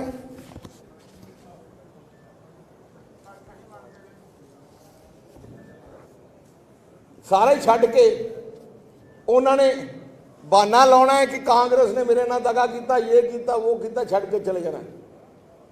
ਸੋ ਕਾਂਗਰਸ ਪਾਰਟੀ ਬਿਲਕੁਲ ਖਤਮ ਹੈ। तो मैं अज सानू बड़ी खुशी है कि साथ जसबीर सिंह डिंपा के परिवार, समुचा परिवार ते राजनवीर सिंह जिहड़े उन्होंने भरा है, उन्होंने मैं जी आया कहना। उन्होंने समुची टीम जिस लैवल की टीम ज्वाइन की है, तुसी उस लैवल की तुहानू पता ही लगता कि पकड़ किन्नी है इन्हां दी। नहीं तो तुसी देख लो, कैप्टन अमरिंदर सिंह कांग्रेस छड़ गया सी, एक बंदा नहीं गया उन्हां नाल, वो चीफ मिनिस्टर सी, पटियाले भी नहीं कोई गया। आ हालात है। इत्थे राजनवीर जी आए हैं, पिछे देखो पूरी जी टीम हले तो क्योंकि इन्ने लोग इकट्ठे हो नहीं सकते सी, नहीं तो रैली बननी पैनी करानी सी। तो मैं राजनवीर जी नूं ते उन्हां दी समुची टीम नूं जी आए कहना। साडे भरावां वांगू नूं रखांगे। अकाली दल दी पॉलिसी टीम वर्क है, साडी टीम वर्क ही साडी स्ट्रेंथ है पार्टी दी। ते साडे इनर टीम दे मैंबर बन गए, अज उन्हां दी टीम सारी बन गई। ते असीं सारिਆਂ ਨੂੰ विश्वास दिंदे हां। तो जी आए कहना कि हुण अगले 10 दिन मैनूं लगदा है सारी पॉलिटिक्स पंजाब दी चेंज हो जानी है। सर एक मिनट राजन दा हरपिंदर सिंह नौ है, असीं सारे राजन ही कहने हैं। दूजी गल एक ना थोनू मैं एक होर आए देखो, I want to make one thing very clear कि तुसीं पता नहीं इस गल नूं समझ पा रहे हो कि नहीं। बाबा बकाला साहब पेंडू हलका, इन्हां दी मेहनत करके वो हलका जित जाते सी। जदों असीं बाई इलैक्शन भी लड़े, 4-5 हज़ार का वोटां का फर्क रहा, ताजी सरकार बनी सी। पेंडू हलका खडूर साहब 43 साल कांग्रेस ने जिती, 1.25 लाख 1,40,000 वोटां ते जिते। सो ये पकड़ है जो लोगों की और वो प्यार है लोगों नाल। उन्हां परिवार का श्रोमणी अकाली दल में शामिल होना ਇਹਦਾ ਅੰਦਾਜ਼ਾ ਹੀ ਨਹੀਂ ਤੁਸੀਂ ਲਾ ਸਕਦੇ ਕੀ ਇਹਦੇ ਸਿੱਟੇ ਨਿਕਲਣ। बीजे आप क्या कहेंगे कि चरणजीत सिंह चन्नी चार जगह पे रैलियां कर रहे हैं, प्रचार कर रहे हैं और सिद्धू को आपने यहीं पे उलझा के रख दिया है? ਮੈਂ ਇੱਕ ਤਾਂ ਸਿੱਧੂ ਨੂੰ ਪੁੱਛਣਾ ਚਾਹੁੰਦਾ 24 ਘੰਟੇ ਇਹਦਾ ਇੱਕੋ ਹੀ ਗੱਲ ਸੀ, ਸੈਣ ਮਾਫੀਆ ਤੇ ਚੰਨੀ ਬਾਰੇ ਕਿਉਂ ਨਹੀਂ ਬੋਲਦਾ? ਪੈਸੇ ਫੜੇ ਗਏ ਤੋਂ ਬਾਅਦ ਪ੍ਰੂਫ ਕੀ ਕੀਤਾ ਉਹਨੇ? ਭਾਂਜੇ ਨੇ ਬਿਆਨ ਦੇਤਾ ਕਿ ਆ ਸੈਣ ਮਾਫੀਆ। ਸੋ ਜੇ ਹੁਣ ਰਾਹੁਲ ਗਾਂਧੀ ਬਾਰੇ ਕਿਉਂ ਨਹੀਂ ਬੋਲਦਾ ਕਿ ਰਾਹੁਲ ਗਾਂਧੀ ਹੈ ਜਿਹਨੇ ਇੱਕ ਸੈਂਡ ਮਾਫੀਆ ਨੂੰ ਚੀਫ मिनिस्टर फेस बनाया? ਹੁਣ क्यों नहीं हिम्मत होती? तो पंजाब में प्रचार करने के लिए क्यों नहीं जा पा रहे हैं? यहीं पे अमृतसर में ही है और चरणजीत सिंह चन्नी जगह जगह प्रचार कर रहे हैं। वो सीएम फेस की जगह एमसी का फेस बन गया, म्युनिसिपल काउंसलर। ਕਿਸਾਨਾਂ ਲਈ ਵੱਖਰਾ ਬਜਟ ਲਿਆਉਣ ਦੀ ਮੰਗ ਖੇਤੀਬਾੜੀ ਮੰਤਰੀ ਨੇ ਸੰਸਦ 'ਚ ਨਕਾਰੀ। ਕੇਂਦਰੀ ਖੇਤੀਬਾੜੀ ਮੰਤਰੀ ਨਰਿੰਦਰ ਸਿੰਘ ਤੋਮਰ ਨੇ ਵਕਤ ਤੋਂ ਖੇਤੀ ਬਜਟ ਲਿਆਉਣ ਦੇ ਇੱਕ ਸੰਸਦ ਦੇ ਸੁਝਾਅ ਨੂੰ ਖਾਰਜ ਕਰਦੇ ਹੋਏ ਕਿਹਾ ਹੈ ਕਿ ਮੋਦੀ ਸਰਕਾਰ ਦੇਸ਼ ਦੇ ਕਿਸਾਨਾਂ ਤੇ ਖੇਤੀ ਲਈ ਵਚਨਬੱਧ ਹੈ ਤੇ ਵੱਖਰਾ ਖੇਤੀ ਬਜਟ ਨਾ ਵੀ ਲਿਆਇਆ ਜਾਵੇ ਤਾਂ ਵੀ ਖੇਤੀ ਕਿਸਾਨੀ ਲਈ ਕੋਈ ਕਮੀ ਨਹੀਂ ਆਉਣ ਦਿੱਤੀ ਜਾਵੇਗੀ। पहले के दौर में अगर हम देखें तो रेल बजट अलग आता था और भारत सरकार का शेष बजट अलग आता था। रिफॉर्म किया, समय बचा, डिस्कशन का समय बचा। आज एक बजट आता है, रेलवे के प्रावधान भी उसमें रहते हैं और मैं समझता हूँ कि अगर हम विश्लेषण करके देखेंगे तो विगत 60 वर्षों और इन 7 वर्षों में तो हमको रेलवे की योजनाओं के क्रियान्वयन में ज़मीन और आसमान का अंतर दिखाई देगा। ठीक इसी प्रकार से अगर हम बजट अलग करने की बात तो कह सकते हैं, लेकिन बजट जब अलग हो तो उसमें जो कुल बजट में राशि है उसके अतिरिक्त अगर राशि का प्रावधान हो तो अलग बजट करने की ज़रूरत है। नहीं तो कुल मिला के जो बजट है उसी को काट के कृषि बजट अलग करके नाम रख दिया, उससे न देश को फ़ायदा होने वाला है न किसानों को फ़ायदा होने वाला है। मैं आपके माध्यम से बालू साहब को और सदन को यह प्रार्थना करना चाहता हूं कि मोदी सरकार कृषक और किसानी दोनों के प्रति, उनके हितों के प्रति पूरी तरह प्रतिबद्ध है। अलग बजट न भी आए तो किसानी में कोई कमी नहीं आने दी जाएगी, मैं आपको आश्वस्त करना चाहता हूं। पीएम मोदी की वर्चुअल रैली दौरान पीएम मोदी का वड्डा ऐलान, कहा जल्द आवांगा पंजाब। पंजाब विच वर्चुअल रैली दौरान प्रधानमंत्री नरेंद्र मोदी ने वड्डा ऐलान किया है। पीएम मोदी ने कहा है कि वो जल्द ही पंजाब आउणगे। पीएम मोदी ने वर्चुअल रैली दौरान कांग्रेस के तिखे हमले बोलते कहा है कि भाजपा हमेशा सिख ते कौम लई खड़ी है, जदों कि कांग्रेस सिर्फ सत्ता लई काम करती है। धरती नूं कोटन कोट प्रणाम करता हूं। छोटे साहिबजादों बाबा जोरावर सिंह और बाबा फतेह सिंह की शहादत पीढ़ियों को प्रेरित करने वाली है। ये मेरा सौभाग्य है कि साहिबजादों के त्याग को मान देने का अवसर मुझे मिला, हमारी सरकार को मिला। देश की रक्षा को सबसे ऊपर रखना, देश को सबसे आगे रखना, यही पंजाब की पहचान रही है। बीजेपी और एनडीए की ये परंपरा रही है, वो राष्ट्र भक्तों के साथ हमेशा खड़ी रहती है, उनके सम्मान की हर पल रक्षा करती रहती है।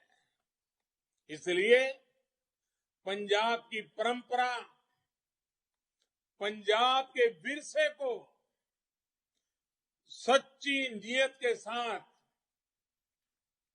आगे बढ़ाने का काम सिर्फ और सिर्फ भाजपा और एनडीए कर सकती है।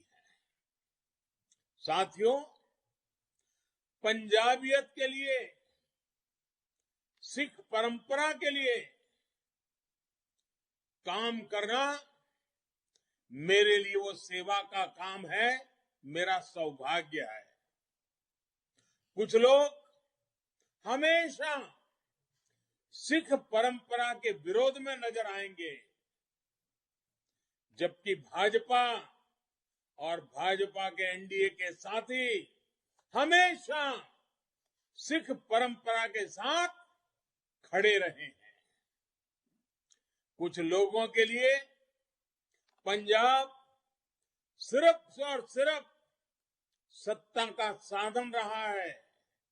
हमारे लिए गुरु परंपरा का, पंजाबियों की सेवा और सत्कार का, जी भर के सेवा करने का, सत्कार की परंपरा को निभाने का माध्यम रहा है।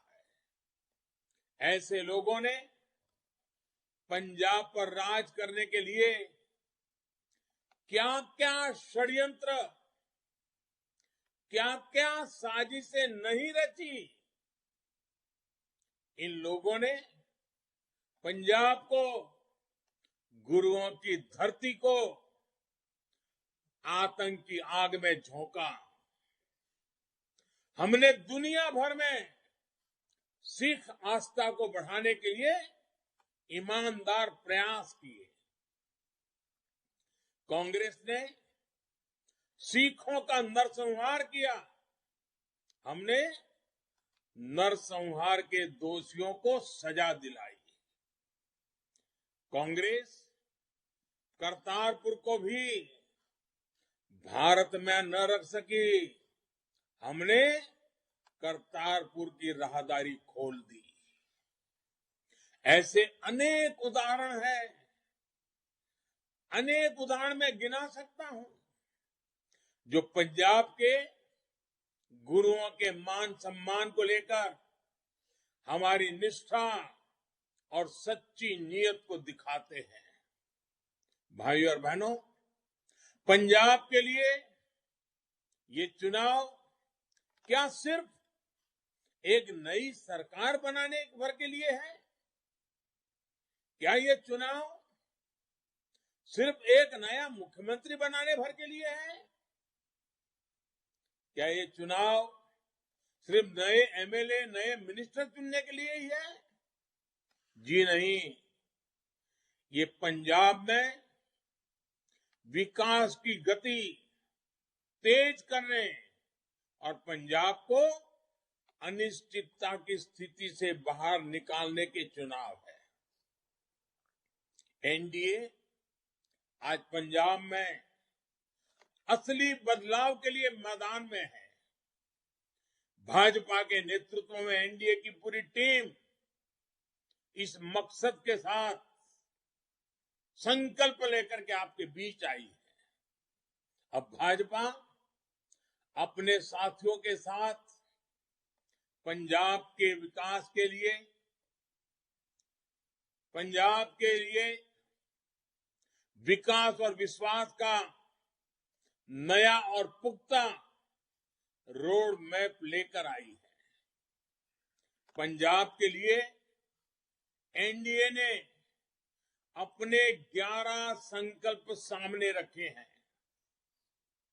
ये 11 संकल्प हर उस पंजाबी के हैं जो पंजाब और पंजाबियत की बात करता है। मैं कुछ संकल्प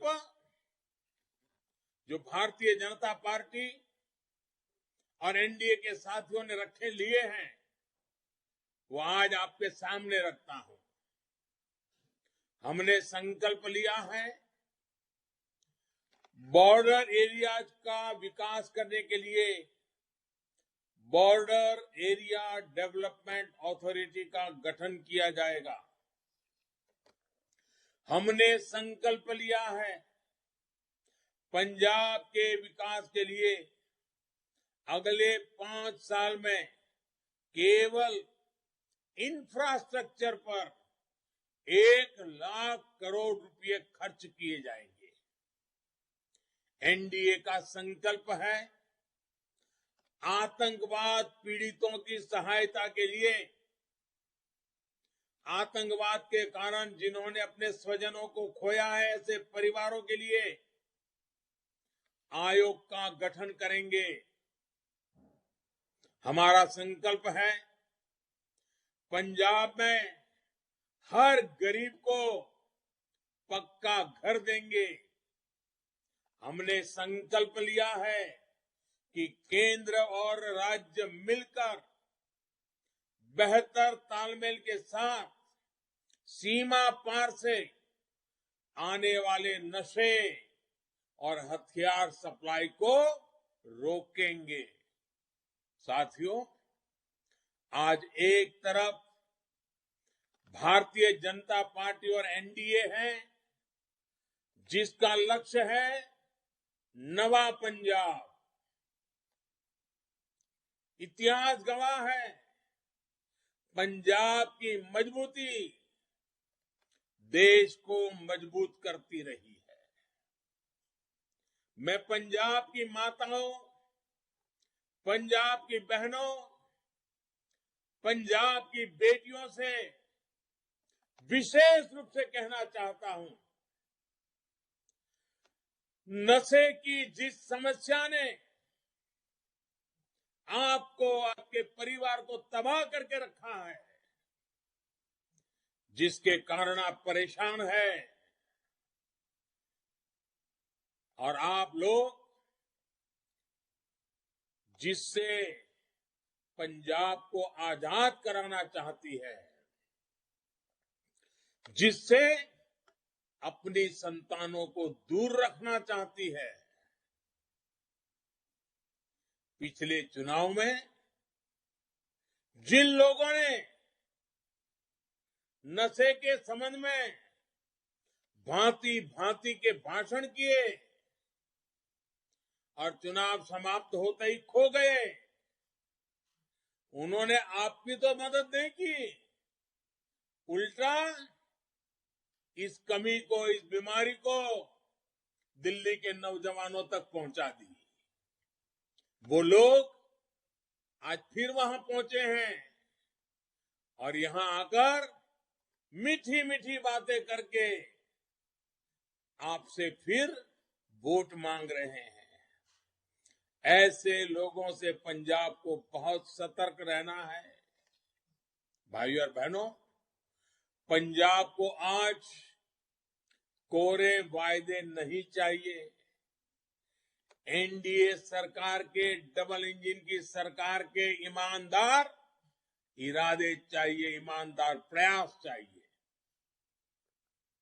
पंजाब को आज हर स्तर पर आधुनिकता की जरूरत है। ये काम कांग्रेस के बस का नहीं है। और जिन्होंने दिल्ली को झुग्गी झोपड़ी में परिवर्तित करने का बीड़ा उठाया है, उनका तो बिल्कुल नहीं है। कोरोना काल में आपने देखा है कि कैसे कांग्रेस अपने कैप्टन साहब के अपमान में ही ऊर्जा लगाती रही। ये काम उनके बस में भी नहीं, जो दिल्ली तक को नहीं संभाल पा रहे। ऐसे में पंजाब के सामने अगर कोई मजबूत विकल्प है, पंजाब के हितों के लिए अपने आप को खपाने वाला कोई विकल्प है, तो विकल्प है भाजपा और एनडीए। हम 21वीं सदी का स्वर्णिम भारत बनाने में, आत्मनिर्भर भारत बनाने में जुटे हैं। इस विजन का पंजाब बहुत अहम हिस्सा है। जब यहां विकास का डबल इंजन लगेगा, तो पंजाब में विकास की गति भी बढ़ेगी और प्रगति भी आएगी। साथियों, एनडीए के पास नवा पंजाब का विजन है और काम का ट्रैक रिकॉर्ड भी है। केंद्र सरकार की मदद से पंजाब के अमृतसर में आईआईएम और भटिंडा में एम्स बनाया गया है। दिल्ली अमृतसर कटरा एक्सप्रेस वे भी पंजाब के कई जिलों से गुजरेगा। इस एक्सप्रेसवे की लागत में से लगभग 40,000 करोड़ रुपया सिर्फ पंजाब में लगने वाला है। इससे कई जिलों में उद्योगों को बढ़ावा मिलेगा। अगर पंजाब में काम करने वाली सरकार हुई तो नई फैक्ट्रियां भी वहां आएगी। कभी दूसरे प्रदेशों के नौजवानों को रोजगार देने वाले पंजाब से आज पलायन शुरू हो गया है। ये हालत भी उद्योग और इंफ्रास्ट्रक्चर के विकास से ही बदली जा सकती है, पलायन रोका जा सकता है।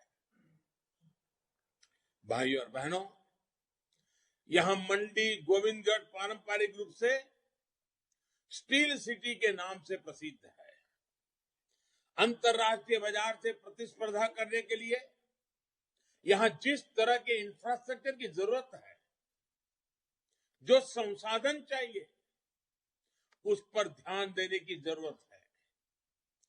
भारतीय जनता पार्टी एनडीए सरकार वन डिस्ट्रिक्ट वन प्रोडक्ट, इसके तहत इस तरह के सभी औद्योगिक केंद्रों का विकास करेगी। लुधियाना की टेक्सटाइल इंडस्ट्रीज को तेजी से नई ऊर्जा की जरूरत है। केंद्र सरकार ने टेक्सटाइल सेक्टर के लिए अभी खास तौर पर पीएलआई स्कीम की शुरुआत की है। इस योजना के तहत टेक्सटाइल मैन्युफैक्चरिंग को बढ़ावा देने के लिए इंसेंटिव दिया जाएगा।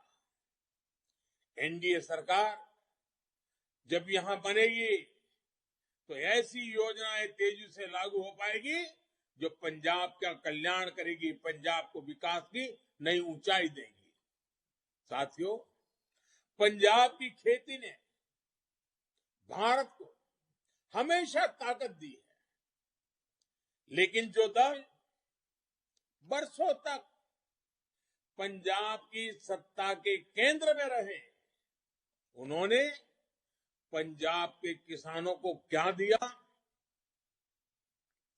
पंजाब के किसान को कर्ज से, बंजर होती जमीन से, कैंसर देने वाले पानी के पीने के पानी से मुक्ति देने का इन दलों के पास कोई रोड मैप ही नहीं है।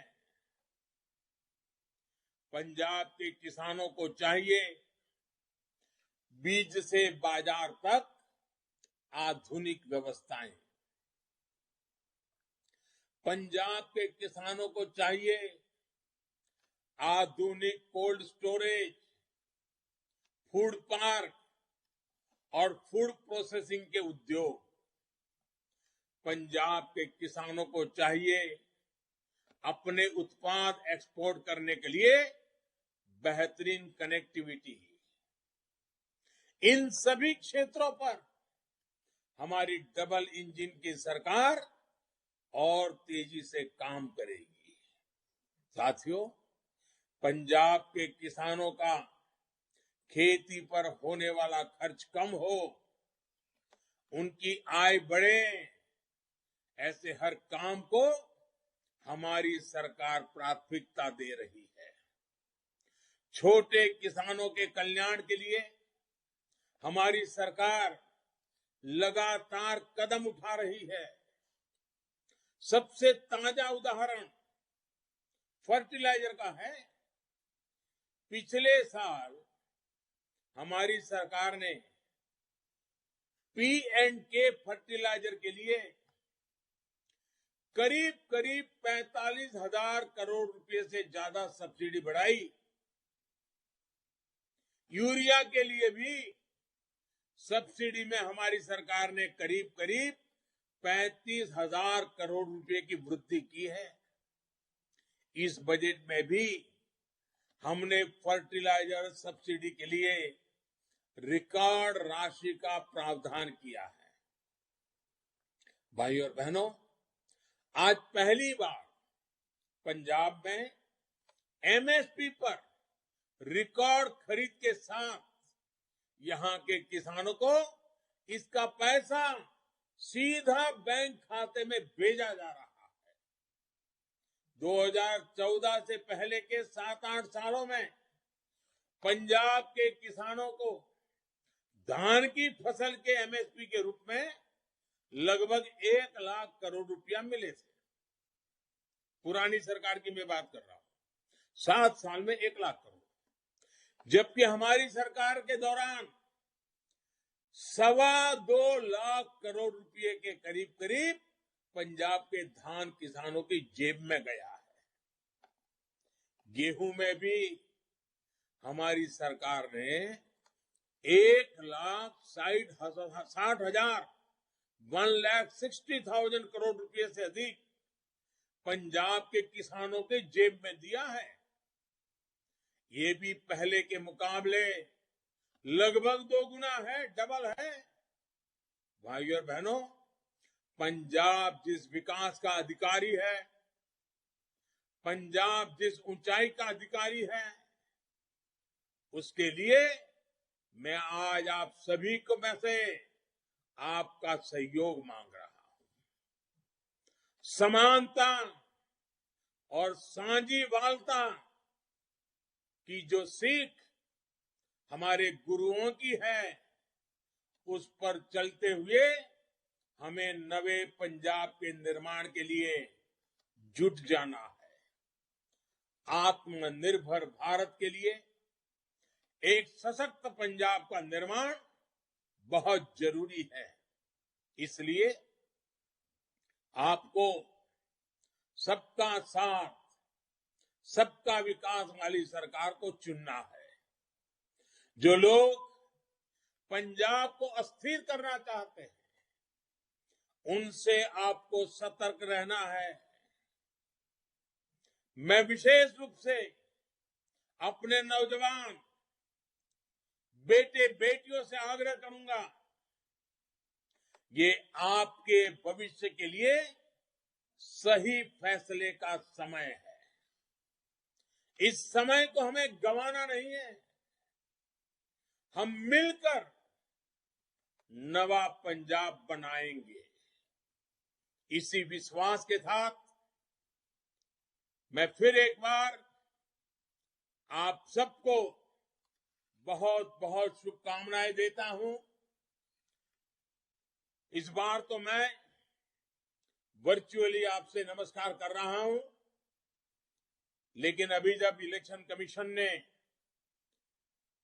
कुछ सुविधा घोषित की है,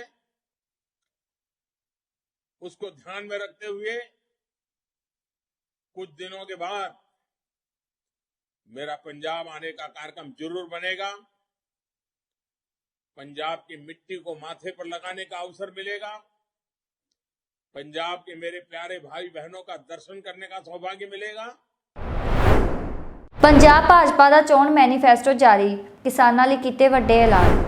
ਭਾਜਪਾ ਨੇ ਪੰਜਾਬ ਦੇ 5 ਏਕੜ ਤੋਂ ਘੱਟ ਜ਼ਮੀਨ ਵਾਲੇ ਸਾਰੇ ਕਿਸਾਨਾਂ ਦੇ ਹਰ ਤਰ੍ਹਾਂ ਦੇ ਕਰਜ਼ੇ ਨੂੰ ਮਾਫ ਕਰਨ ਦਾ ਵਾਅਦਾ ਕੀਤਾ ਹੈ। ਇਸ ਤੋਂ ਇਲਾਵਾ ਕੇਂਦਰ ਸਰਕਾਰ ਨੇ MSP ਦਾ ਦਾਇਰਾ ਵਧਾਉਣ ਸੰਬੰਧੀ ਪ੍ਰੋਗਰਾਮ ਵਿੱਚ ਕਿਸਾਨਾਂ ਨੂੰ ਮਿਹਨਤ ਦਾ ਪੱਕਾ ਮੁੱਲ ਦੇਣ ਦਾ ਵਾਅਦਾ ਕੀਤਾ ਹੈ ਅਤੇ ਫਲ ਸਬਜ਼ੀਆਂ, ਦਾਲਾਂ ਤੇ ਤੇਲ ਬੀਜ ਉਗਾਉਣ ਵਾਲੇ ਕਿਸਾਨਾਂ ਨੂੰ ਘੱਟੋ-ਘੱਟ ਸਮਰਥਨ ਮੁੱਲ ਮਿਲੇਗਾ। ਖੇਤੀ ਵਿਭਿੰਨਤਾ ਨੂੰ ਬਣਾਈ ਰੱਖਣ ਲਈ ਅਤੇ ਇਸ ਨੂੰ ਫਾਇਦੇਮੰਦ ਬਣਾਉਣ ਲਈ ਗੱਠਜੋੜ ਨੇ ਖੇਤੀਬਾੜੀ ਖੇਤਰ ਲਈ 5000 ਕਰੋੜ ਰੁਪਏ ਦਾ ਸਾਲਾਨਾ ਬਜਟ ਪੱਕਾ ਰੱਖਣ ਦਾ ਵਾਅਦਾ ਕੀਤਾ ਹੈ। पंजाब लोक कांग्रेस के अध्यक्ष आदरणीय कैप्टन अमरिंदर सिंह साहब और संयुक्त अकाली दल ढींसा के प्रधान आदरणीय ढींसा साहब की उपस्थिति में आप सबसे साझा किए गए। मित्रों, हम सब जानते हैं कि देश की आत्मा, और वर्षों से हम इस बात की चर्चा करते हैं कि देश की आत्मा गांव और किसान और खेतों में बसती है। भारतीय जनता पार्टी की सरकार जहां कहीं भी रही है, देश के समग्र विकास के लक्ष्य को लेकर के भारतीय जनता पार्टी की सरकारों ने प्रदेश या देश में सरकार में रहते हुए सदैव ही इस भाव के साथ में और इस सोच के साथ में अपनी सारी नीतियों का निर्माण कर इम्प्लीमेंटेशन किया है कि गांव की अर्थव्यवस्था का विकास और गांवों का विकास किए बिना देश के विकास की कल्पना करना संभव नहीं है। माननीय नरेंद्र मोदी जी ने भी 2014 से सरकार में आने के बाद में गांव, गरीब, किसान, इन सबके जीवन में परिवर्तन लाने के निहित के उद्देश्य को लेकर के विभिन्न योजनाओं को संचालित किया है। साधारण मानवीय के जीवन में परिवर्तन लाने के लक्ष्य को लेकर प्रारंभ की गई योजनाओं ने निश्चित रूप से गांव में रहने वाले लोगों के जीवन स्तर को सुधारने में एक सकारात्मक भूमिका का निर्वहन किया है। सामान्य रूप से जो योजनाएं प्रत्यक्ष हमें दिखाई देती है, गरीब को आवास मिले, आवास में सामान्य सुविधाएं, शौचालय की सुविधा, पीने के पानी की सुविधा, क्लीनर फ्यूल, गैस की सुविधा, बिजली की सुविधा, डिजिटल लेन देन के लिए और अपने काम के लिए बैंक का खाता, इन सब के बारे में, इन सब के अतिरिक्त गांव के समग्र जीवन को समृद्ध करने के लिए गांव को सड़क से जोड़ना और उसी के साथ साथ में जो हमें सामान्यतया दिखाई नहीं देता लेकिन जिसकी चर्चा और आने वाला भविष्य जिसके कारण से बहुत बड़ा परिवर्तन गांव के जीवन में और ग्रामीण जनों के जीवन में लाने वाला है, वो हर एक गांव तक इंटरनेट और ब्रॉडबैंड की सुविधा पहुंचना। इनको बखूबी न केवल अंजाम दिया है, अभी 100% के लक्ष्य तक पहुंचाने में सफलता प्राप्त की है या उस और हम बहुत तेजी के साथ में आगे बढ़ रहे हैं। हम सब जानते हैं हमारा देश एक काल में ऐसी परिस्थिति में था कि हमें खाद्यान्न को अपने देश के लोगों का पेट भरने के लिए भी विदेशों से जहाज में भर के आयात करके लाना होता था। मैं आज पंजाब की धरती पर बैठकर अपने आप को सौभाग्यशाली मानता हूं और पंजाब के उन सारे मेहनतकश किसानों को जिन्होंने धरती का सीना फाड़ करके अपने परिश्रम के बल पर, अपने पसीने से खेत को सींच करके देश को न केवल फूड सिक्योर किया, अपितु देश को दुनिया के पहले 10 एग्री प्रोड्यूस एक्सपोर्टिंग नेशंस की श्रृंखला में ला करके खड़ा किया। निश्चित ही देश के किसानों ने और विशेष रूप से पंजाब के किसान ने इसमें बहुत महत्वपूर्ण भूमिका निभाई। लेकिन इस सब के बावजूद भी क्योंकि हमारे यहां देश में खाद्यान्न की कमी होने के नाते, खाद्यान्न की कमी होने के कारण से हमारा कृषि क्षेत्र को देखने का जो नजरिया था, जो सोच थी, वो सदैव ही उत्पादन केंद्रित थी, प्रोडक्शन सेंट्रिक अप्रोच थी कि हम किस तरह से उत्पादन को और अधिक आगे बढ़ा सकते हैं और ज्यादा बढ़ा सकते हैं ताकि ज्यादा से ज्यादा खाद्यान्न हम उत्पादन कर सकें। लेकिन जैसे जैसे देश में उत्पादन बढ़ता गया, देश ने सक्षमता को हासिल किया, जैसा मैंने कहा कि हम एक्सपोर्टिंग नेशन बने। उस समय में जिस तरह के पॉलिसी इनिशिएटिव्स लिए जाने चाहिए थे, उस बदलते हुए परिदृश्य को लेकर के शायद उसमें कहीं चूक हुई। और क्योंकि उस समय की तत्कालीन सरकारें पॉलिसी पैरालिसिस की शिकार थी, सो वो जिस तरह से उन्हें एक दूरदृष्टि के साथ में, एक लंबी सोच के साथ में, लंबे विजन के साथ में, फारसाइटेडनेस के साथ में जिस तरह के निर्णय करने चाहिए थे वो उसमें चूक गए। और उसका दुष्परिणाम जो है, देश की कृषि के हालात में जिस तरह की चुनौतियां सामने आई, वो हम सब के सामने। 2014 में सरकार में आने के बाद माननीय नरेंद्र मोदी जी ने एक paradigm shift to look towards the agriculture sector, the farm sector, कि हम प्रोडक्शन सेंट्रिक अप्रोच से बदल करके प्रॉफिट सेंट्रिक अप्रोच की, कृषि की उत्पादकता के बजाय हम कृषि की प्रॉफिट की तरफ, उसके लाभकारी खेती किस तरह से होती है, इस दृष्टिकोण से हम सोचना प्रारंभ करें। सरकार ने पिछले 7 साल में उसी दृष्टिकोण से काम किया है। हम सब जानते हैं कि कृषि राज्यों का विषय है और राज्यों का विषय होने के नाते प्राथमिक रूप से राज्यों को ही गांव और किसान और खेत इनके विकास के लिए काम करने की आवश्यकता है। भारत की आत्मा गांव में बसती है। राष्ट्रपिता महात्मा गांधी जी ने ऐसा कहा था और पूज्य बापू के इस सपने को साकार करते हुए पंजाब के गांव और किसानों का विकास करने, किसान का के जीवन में परिवर्तन लाने और गांवों का विकास करने के दृष्टिकोण से भारतीय जनता पार्टी आगामी चुनाव में इन वादों के साथ में, जो हमने गांव के साथ में वादे किए, किसान के साथ में वादे किए, हम खेत में काम करने वाले मजदूर के साथ में वादे किए, उनके साथ में चुनाव के मैदान में मैं आप सबसे बहुत ब्रीफ में ये सारे विषय साझा करना चाहता हूं। मित्रों, स्वामीनाथन साहब ने जो रिपोर्ट प्रस्तुत की थी उसमें उन्होंने विभिन्न बिंदुओं की चर्चा की। कृषि क्षेत्र के आमूलचूल परिवर्तन को लेकर के उन्होंने 10 पिलर्स पर अपनी रिपोर्ट दी थी। लैंड रिफॉर्म होना चाहिए, क्या जो है एग्रीकल्चर सेक्टर में इन्वेस्टमेंट बढ़ना चाहिए, फ्री फ्लो ऑफ क्रेडिट किसान को मिलना चाहिए, रोबस्ट फार्म और एग्रीकल्चर इंश्योरेंस पॉलिसी और स्कीम आनी चाहिए, मार्केट रिफॉर्म्स होने चाहिए, एश्योर्ड एमएसपी मिलना चाहिए, एलाइड सेक्टर्स का विकास किया जाना चाहिए ताकि किसान की आमदनी के सोर्सेज बढ़ सके। ऐसे कुल मिलाकर के उन्होंने 10 जो है अलग अलग पिलर्स पे अपनी रिपोर्ट प्रस्तुत की थी। नहीं हो रही। मैं अत्यंत प्रसन्नता के साथ में ये कह सकता हूँ कि स्वामीनाथन साहब ने खुद ने माननीय मोदी जी की सरकार को सर्टिफाई करते हुए, सर्टिफिकेट इश्यू करते हुए कहा था कि पहली बार गंभीरता से अगर किसी सरकार ने इन सारे विषयों पर प्रयास किया है वो देश की नरेंद्र मोदी जी की सरकार ने किया है। लेकिन एमएसपी को लेकर के इस विषय स्वामीनाथन साहब का नाम जो है सिनोनिम बना है। मैं अत्यंत प्रसन्नता के साथ में कह सकता हूँ कि माननीय मोदी जी की सरकार आने के बाद में ये साहस दिखाते हुए कि किसान को लागत का लाभकारी मूल्य मिले, 50% लाभकारी मूल्य मिले, इसको सुनिश्चित करने की दिशा में प्रधानमंत्री जी ने और प्रधानमंत्री जी की सरकार ने बहुत लंबी दूरी इसको लेकर के तय की है। हमने अपने इस जो है रूरल मैनिफेस्टो में जो गांव और किसान, पिंड और किसान के लिए जो हमने मैनिफेस्टो जो अपना आज जारी कर रहे हैं, उसमें पहला बिंदु यही लिखा है कि मेहनत का पक्का मूल्य मिले, किसान को उसकी मेहनत का पूरा जो है मूल्य मिले। इसको हम सरकार में यदि आते हैं तो हम इंश्योर करेंगे। मिनिमम सपोर्ट प्राइस केवल जो है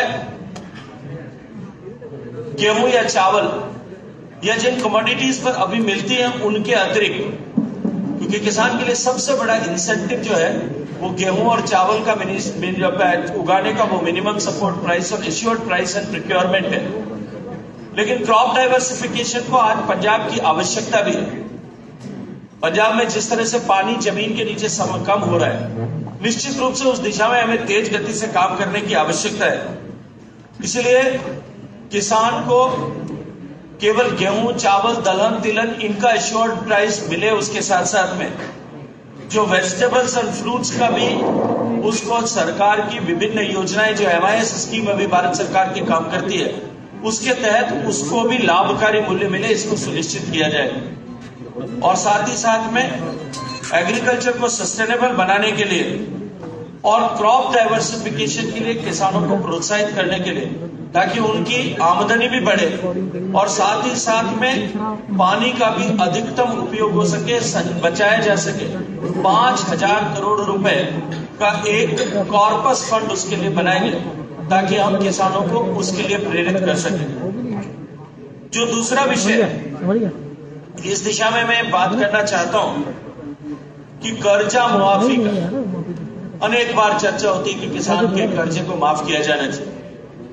भारतीय जनता पार्टी और भारतीय जनता पार्टी के सहयोगी दल, इस एनडीए का पंजाब के किसान से ये वादा है कि भारतीय जनता पार्टी और एनडीए की सरकार यदि बनती है तो हम 5 एकड़ से कम के रकबे वाले किसान के संपूर्ण कर्ज माफी पर काम करेंगे। एग्रीकल्चर का उसका जितना लोन है उस लोन को माफ करेंगे और तय समय में उसको पूरा करेंगे। पंजाब में शामलात लैंड की एग्रीकल्चर को लेकर एक बड़ा विषय पेंडिंग है।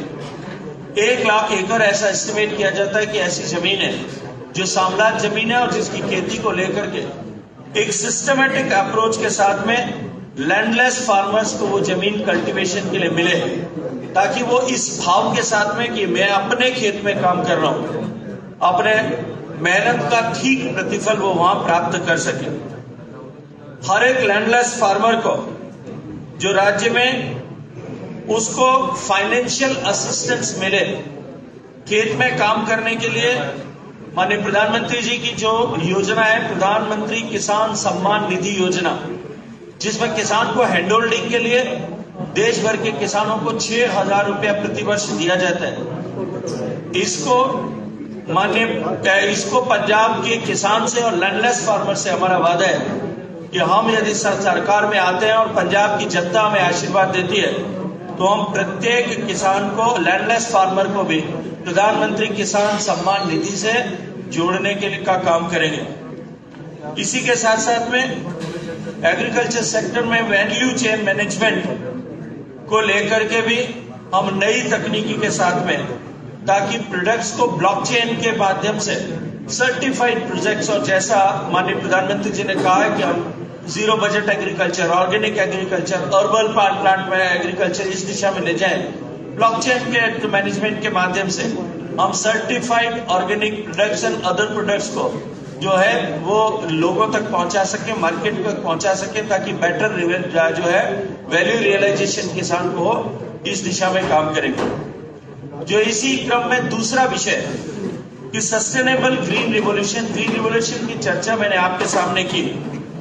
5,000 करोड़ रुपए के बजट से जो है सस्टेनेबल एग्रीकल्चर और ऑर्गेनिक फार्मिंग देश में हो, पंजाब में हो, इसको लेकर के हम पंजाब में सत्ता में, सरकार में आने के बाद में काम करेंगे। जो किसान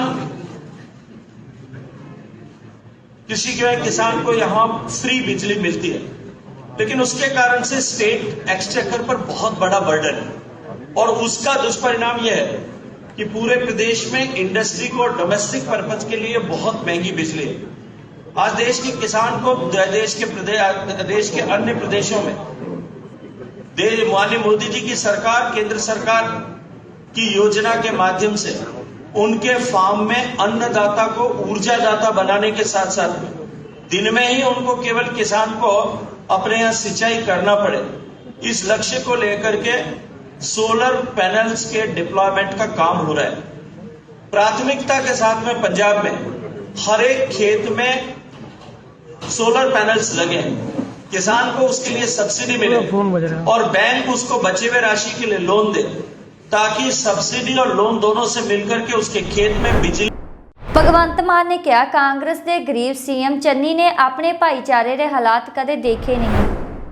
ਆਮ ਆਦਮੀ ਪਾਰਟੀ ਪੰਜਾਬ ਦੇ ਪ੍ਰਧਾਨ ਮੈਂਬਰ ਪਾਰਲੀਮੈਂਟ ਭਗਵੰਤ ਮਾਨ ਨੇ ਕਿਹਾ ਹੈ ਕਿ ਕਾਂਗਰਸ ਪਾਰਟੀ ਵੱਲੋਂ ਮੁੱਖ ਮੰਤਰੀ ਦਾ ਚਿਹਰਾ ਬਣਾਏ ਚਰਨਜੀਤ ਸਿੰਘ ਚੰਨੀ ਰਾਹੁਲ ਗਾਂਧੀ ਅਨੁਸਾਰ ਗਰੀਬ ਹੋ ਸਕਦੇ ਹਨ, ਪਰ ਆਮ ਲੋਕਾਂ ਨੂੰ ਪਤਾ ਹੈ ਕਿ ਚੰਨੀ ਗਰੀਬ ਨਹੀਂ ਸਗੋਂ ਅਰਬਪਤੀ ਹੈ। ਬਠਿੰਡਾ 'ਚ ਪ੍ਰੈਸ ਕਾਨਫਰੰਸ ਨੂੰ ਸੰਬੋਧਨ ਕਰਦਿਆਂ ਉਹਨਾਂ ਤੰਜ ਕੱਸਦਿਆਂ ਕਿਹਾ ਹੈ ਕਿ ਕਾਂਗਰਸ ਦੇ ਗਰੀਬ ਮੁੱਖ ਮੰਤਰੀ ਨੇ ਆਪਣੇ ਭਾਈਚਾਰੇ ਦੇ ਹਾਲਾਤ ਕਦੇ ਨਹੀਂ ਦੇਖੇ। कि 2 दिन पहला राहुल गांधी पंजाब आए तो उन्होंने कहा कि पंजाब के लोगों ने कहा एक गरीब व्यक्ति सीएम का चेहरा होगा। उस गरीब व्यक्ति ने इलैक्शन चमकौर साहब के भदौर तो लड़नी है, तो उन्हें जिहड़ा एफीडेविट दिता है सिर्फ 170 करोड़ है। शायद राहुल गांधी वास्ते वो गरीब है, क्योंकि राहुल गांधी होरी अरबां च ने, उन्होंने 170 करोड़ गरीब ही लगता होना भी बेचारे कोले हजे 170 करोड़ ही है। पर जिन्ना गरीब व्यक्तियों नूं रिप्रजेंट करता है एससी भाईचारे, उन्होंने घरां च जाके देखिया कदे उन्होंने? जे चुल्हा है तो अग नहीं, जे आटा है तो प्रांत नहीं, जे प्रांत है तो आटा नहीं, जे रजाई है तो लोगड़ नहीं। उन्होंने कदे 50,000 भी नहीं गिन के देखा इकट्ठा। गरीब व्यक्ति है जिहदी साली दे मुंडे दे घरों 10 करोड़ रुपया लभदा है, ਤੇ ਉਹ ਖੁਦ ਇਹ ਮੰਨ ਰਿਹਾ ਕਿ ਮੈਥੋਂ ਮੇਰੇ ਰਿਸ਼ਤੇਦਾਰਾਂ ਤੇ ਨਜ਼ਰ ਨਹੀਂ ਰੱਖੀ ਗਈ, ਗਲਤੀ ਹੋ ਗਈ, ਤੇ ਫਿਰ ਉਹ ਪੰਜਾਬ ਤੇ ਨਜ਼ਰ ਕਿਵੇਂ ਰੱਖੂਗਾ? ਕਿਹੜੇ ਪਾਸਿਓਂ ਗਰੀਬ? ਨੰਬਰ 2, ਰਾਹੁਲ ਗਾਂਧੀ ਨੇ ਕਿਹਾ कि इस बार लोग चेहरा देख के वोट पाएंगे। हमने वो चेहरा दिया जिसको दलित समाज जो है वो देखकर, उस चेहरे को देखकर वोट डालेंगे।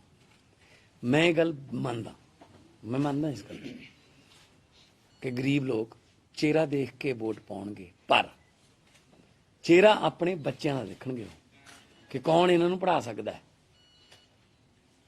चेहरा अपने बजुर्गों का देखणगे कि कौन इन्हां दा इलाज करा सकता है। चेहरा वो डॉक्टर भीमराव अंबेडकर का देखणगे कि किहड़ा इन्हां दे संविधान नूं, समानता दे कानून नूं लागू कर सकता है।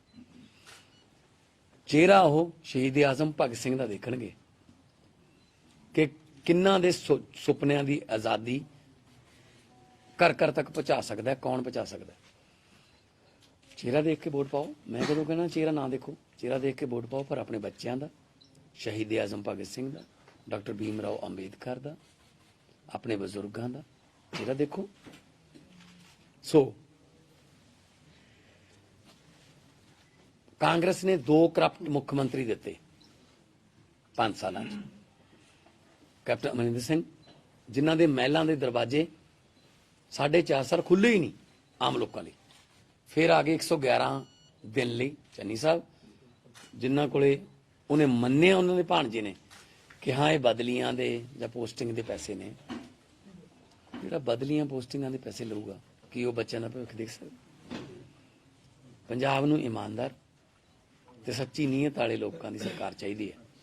ਮੈਂ ਕੱਲ ਲੰਬੀ ਗਿਆ ਸੀ, ਗਿੱਦੜਬਾਹੇ ਗਿਆ ਸੀ, ਮਲੋਟ ਗਿਆ ਸੀ, ਤੁਸੀਂ ਸ਼ਾਇਦ ਦੇਖਿਆ ਹੋਣਾ, ਤੁਹਾਡੇ ਕੈਮਰੇ ਰਾਹੀਂ ਤੁਸੀਂ ਭੇਜਿਆ ਵੀ ਹੋਣਾ ਆਪਣੇ ਆਪਣੇ ਮੰਚਾਂ ਨੂੰ। जिस तरीके का प्यार मिल रहा है,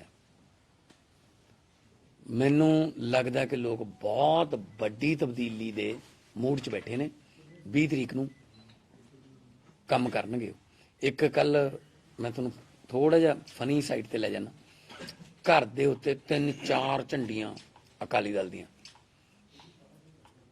ते उन्होंने बजुर्ग बाहर खड़े, नाल मुंडा खड़ा, उन्हें मैनूं रोकण दा कीता भी रोकी रुक।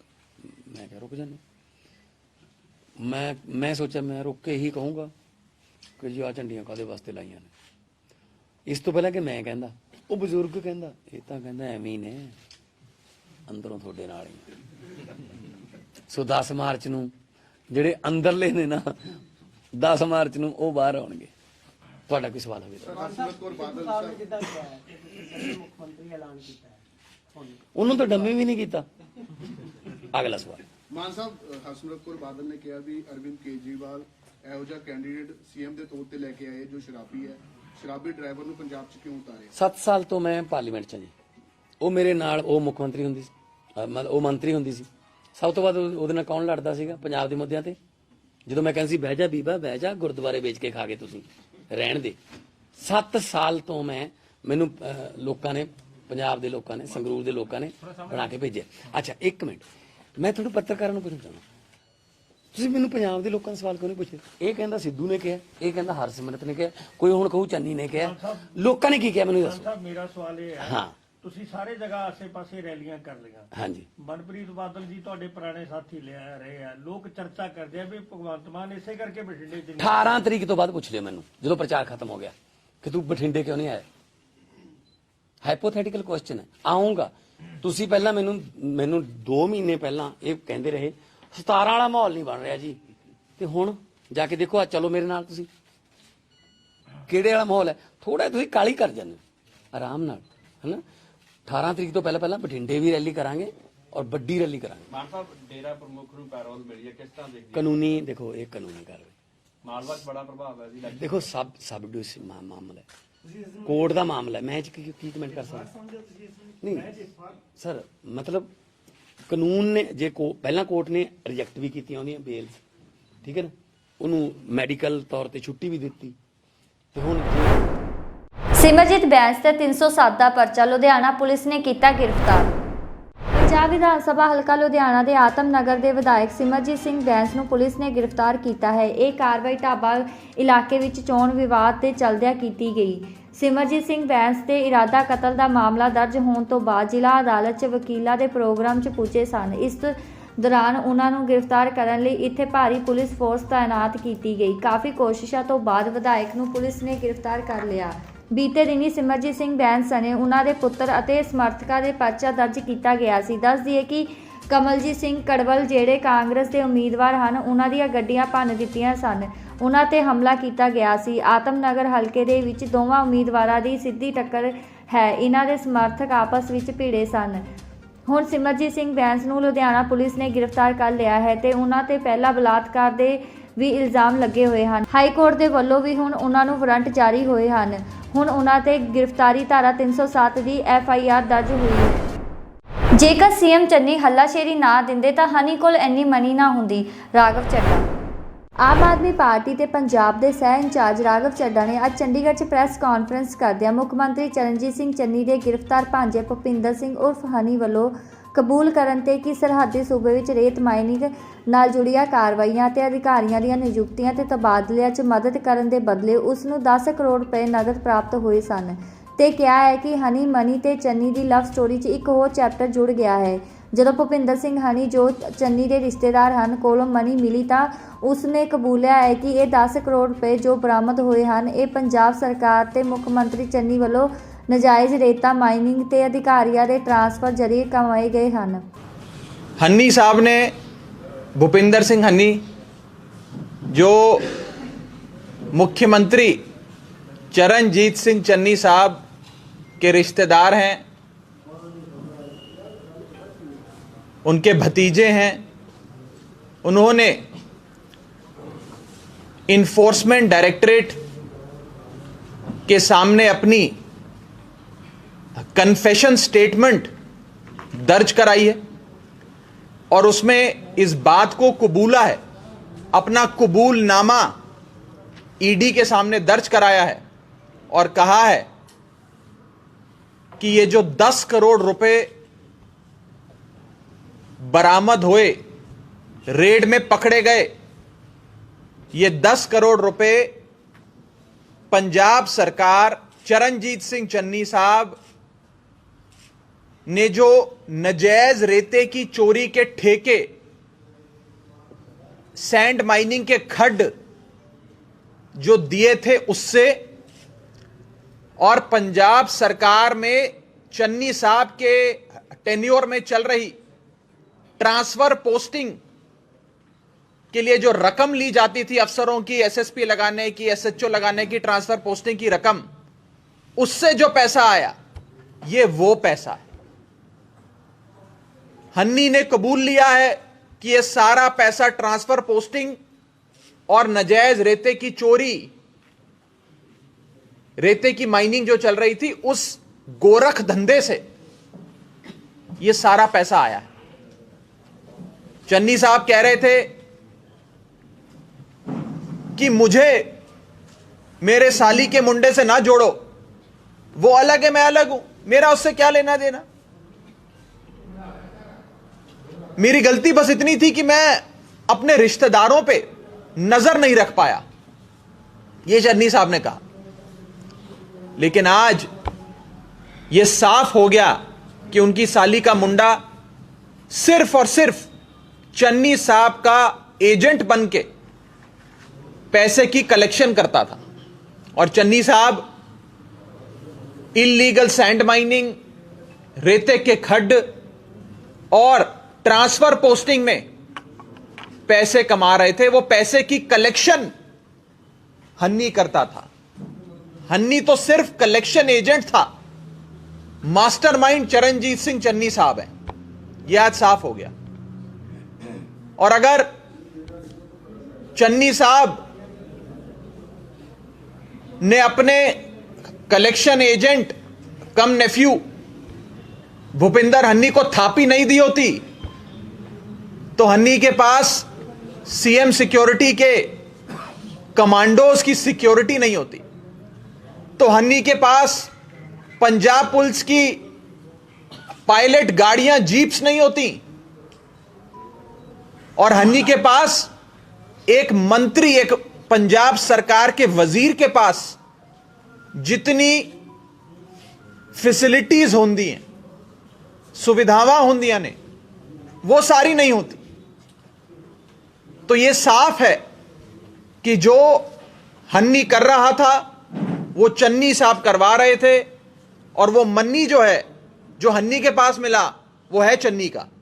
इसीलिए ये हन्नी, मन्नी और चन्नी की जो लव स्टोरी है, उसमें एक नया चैप्टर आज जुड़ गया है जो पंजाब की आवाम के सामने आना चाहिए।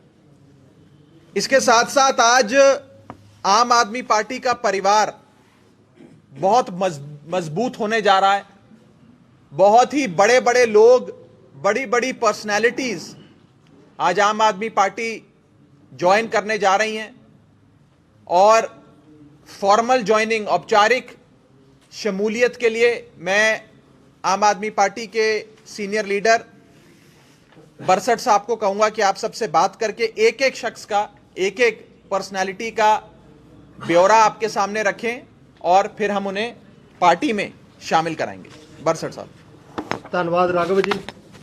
ਅੱਜ ਜਿਸ ਤਰ੍ਹਾਂ ਪਹਿਲਾਂ ਹਰ ਰੋਜ਼ ਵੱਖ-ਵੱਖ ਪਾਰਟੀਆਂ ਤੋਂ, ਸਮਾਜ ਦੇ ਵੱਖ-ਵੱਖ ਸੁਸਾਇਟੀਆਂ ਤੋਂ ਜਿਹੜੇ ਲੋਕ ਪੰਜਾਬ ਨੂੰ ਬਚਾਉਣਾ ਚਾਹੁੰਦੇ ਨੇ, ਜਿਹੜੇ ਲੋਕ ਸੋਚਦੇ ਨੇ ਕਿ ਪੰਜਾਬ ਦੇ ਵਿੱਚ ਬਦਲਾਅ ਲਿਆਉਣਾ ਜ਼ਰੂਰੀ ਹੈ, ਅਰਵਿੰਦ ਕੇਜਰੀਵਾਲ ਜੀ ਦੀਆਂ ਨੀਤੀਆਂ ਪੰਜਾਬ 'ਚ ਲਾਗੂ ਕਰਨਾ ਚਾਹੁੰਦੇ ਨੇ, ਉਹ ਸੱਜਣ ਸਾਡੇ ਨਾਲ ਜੁੜ ਰਹੇ ਨੇ। ਪਿਛਲੇ ਲੰਮੇ ਸਮੇਂ ਤੋਂ 2 ਸਾਲਾਂ ਤੋਂ ਮੈਂ ਦੇਖ ਰਿਹਾ ਹਜ਼ਾਰਾਂ ਦੀ ਗਿਣਤੀ 'ਚ ਸੂਝਵਾਨ ਲੋਕ ਪੰਜਾਬ ਦੇ ਜਿਹੜੇ ਆਮ ਆਦਮੀ ਪਾਰਟੀ ਨਾਲ ਜੁੜੇ ਨੇ। ਅੱਜ ਫਿਰ ਉਸੇ ਕੜੀ ਦੇ ਵਿੱਚ ਸਾਡੇ ਨਾਲ ਬਹੁਤ ਹੀ ਸਮਾਜ ਦੇ ਚੰਗੇ ਲੋਕ ਜਿਹੜੇ ਪੰਜਾਬ ਨੂੰ ਬਦਲਣਾ ਚਾਹੁੰਦੇ ਨੇ, ਜਿਹੜੇ ਪੰਜਾਬ ਦੇ ਵਿੱਚ ਚੰਗਾ ਸ਼ਾਸਨ ਦੇਖਣਾ ਚਾਹੁੰਦੇ ਨੇ, ਜਿਹੜੇ ਪੰਜਾਬ ਦੇ ਵਿੱਚ ਲੁਟੇਰੀਆਂ ਪਾਰਟੀਆਂ ਤੋਂ ਖਹਿੜਾ ਛਡਾਉਣਾ ਚਾਹੁੰਦੇ ਨੇ, ਉਹ ਲੋਕ ਅੱਜ ਸਾਡੇ ਨਾਲ ਆਏ ਨੇ। ਮੈਂ ਸਭ ਤੋਂ ਪਹਿਲਾਂ ਬੇਨਤੀ ਕਰਾਂਗਾ ਮੈਡਮ ਮੋਹਨੀ ਅਗਰਵਾਲ ਜੀ, ਇਹ ਖਰੜ ਤੋਂ ਰਹਿਣ ਵਾਲੇ ਨੇ। ਪੋਲੀਟੀਕਲ ਫੈਮਿਲੀ ਇਹਨਾਂ ਦੀ ਬੈਕਗ੍ਰਾਉਂਡ ਹੈ। ਇਹਨਾਂ ਦੇ ਜਿਹੜੇ ਫਾਦਰ ਇਨ ਲਾ ਜਗਦੀਸ਼ ਚੰਦ ਜੀ ਮਿਊਨਿਸਪਲ ਕਮਿਸ਼ਨਰ ਰਹੇ ਨੇ, ਪ੍ਰੈਜ਼ੀਡੈਂਟ, ਵਾਈਸ ਪ੍ਰੈਜ਼ੀਡੈਂਟ ਰਹੇ ਨੇ ਕਈ ਵਾਰ ਖਰੜ ਮਿਊਨਿਸਪਲ ਕਮੇਟੀ ਦੇ, ਔਰ ਇਹਨਾਂ ਦਾ ਸਮਾਜ ਦੇ ਵਿੱਚ ਬਹੁਤ ਵੱਡਾ ਪ੍ਰਭਾਵ ਹੈ। ਅੱਜ ਇਹ ਆਮ ਆਦਮੀ ਪਾਰਟੀ ਸ਼ਾਮਲ ਹੋਣ ਆਏ ਨੇ। ਅਸੀਂ ਇਹਨਾਂ ਦਾ ਧੰਨਵਾਦ ਕਰਦੇ ਹਾਂ, ਜੀ ਆਇਆਂ ਆਖਦੇ ਹਾਂ। ਮੈਂ ਸਾਡੇ ਪਾਰਟੀ ਦੇ ਬਹੁਤ ਹੀ ਸੂਝਵਾਨ ਆਗੂ ਰਾਘਵ ਚੱਢਾ ਜੀ ਜਿਹੜੇ ਸਹਿ ਇੰਚਾਰਜ ਨੇ ਪੰਜਾਬ ਦੇ, ਉਹਨਾਂ ਨੂੰ ਬੇਨਤੀ ਕਰਾਂਗਾ ਕਿ ਸਰੋਪਾ ਪਾ ਕੇ मोहनी अग्रवाल जी पार्टी में शामिल कर। एक एक करके करें या बाद में करते हैं, पहले सभी का पढ़ दो। ओके, है ना, ठीक है, वो बेटर है। आप बेटर। उस तो बाद साडे नाल अज बठिंडे तो एडवोकेट गुरइकबाल सिंह चहल जी ये आए ने। ये डिस्ट्रिक्ट बार एसोसीएशन बठिंडा के 2 बारी प्रधान रहे ने, और फॉर्मर स्टेट वाइस चेयरमैन ने लीगल डिपार्टमेंट कांग्रेस दे, और फॉर्मर चेयरमैन ने Khalsa group of institution they. पढ़े लिखे ने, हालातों नूं समझते ने, बार दे प्रधान रहे ने। बार दा प्रधान रहना अपने आप च एक वड्डी गल हुंदी है, क्योंकि सूझवान लोकां दी, इंटैलेक्चुअल लोकां दी प्रधानगी करनी अपने आप च वड्डी गल है। ये भी अज आए ने। अज ये जिला परिषद के मौजूदा वाइस चेयरमैन ने। असीं इन्हां दा स्वागत करते हैं बठिंडा तो एडवोकेट गुरइकबाल सिंह चहल साहब दा।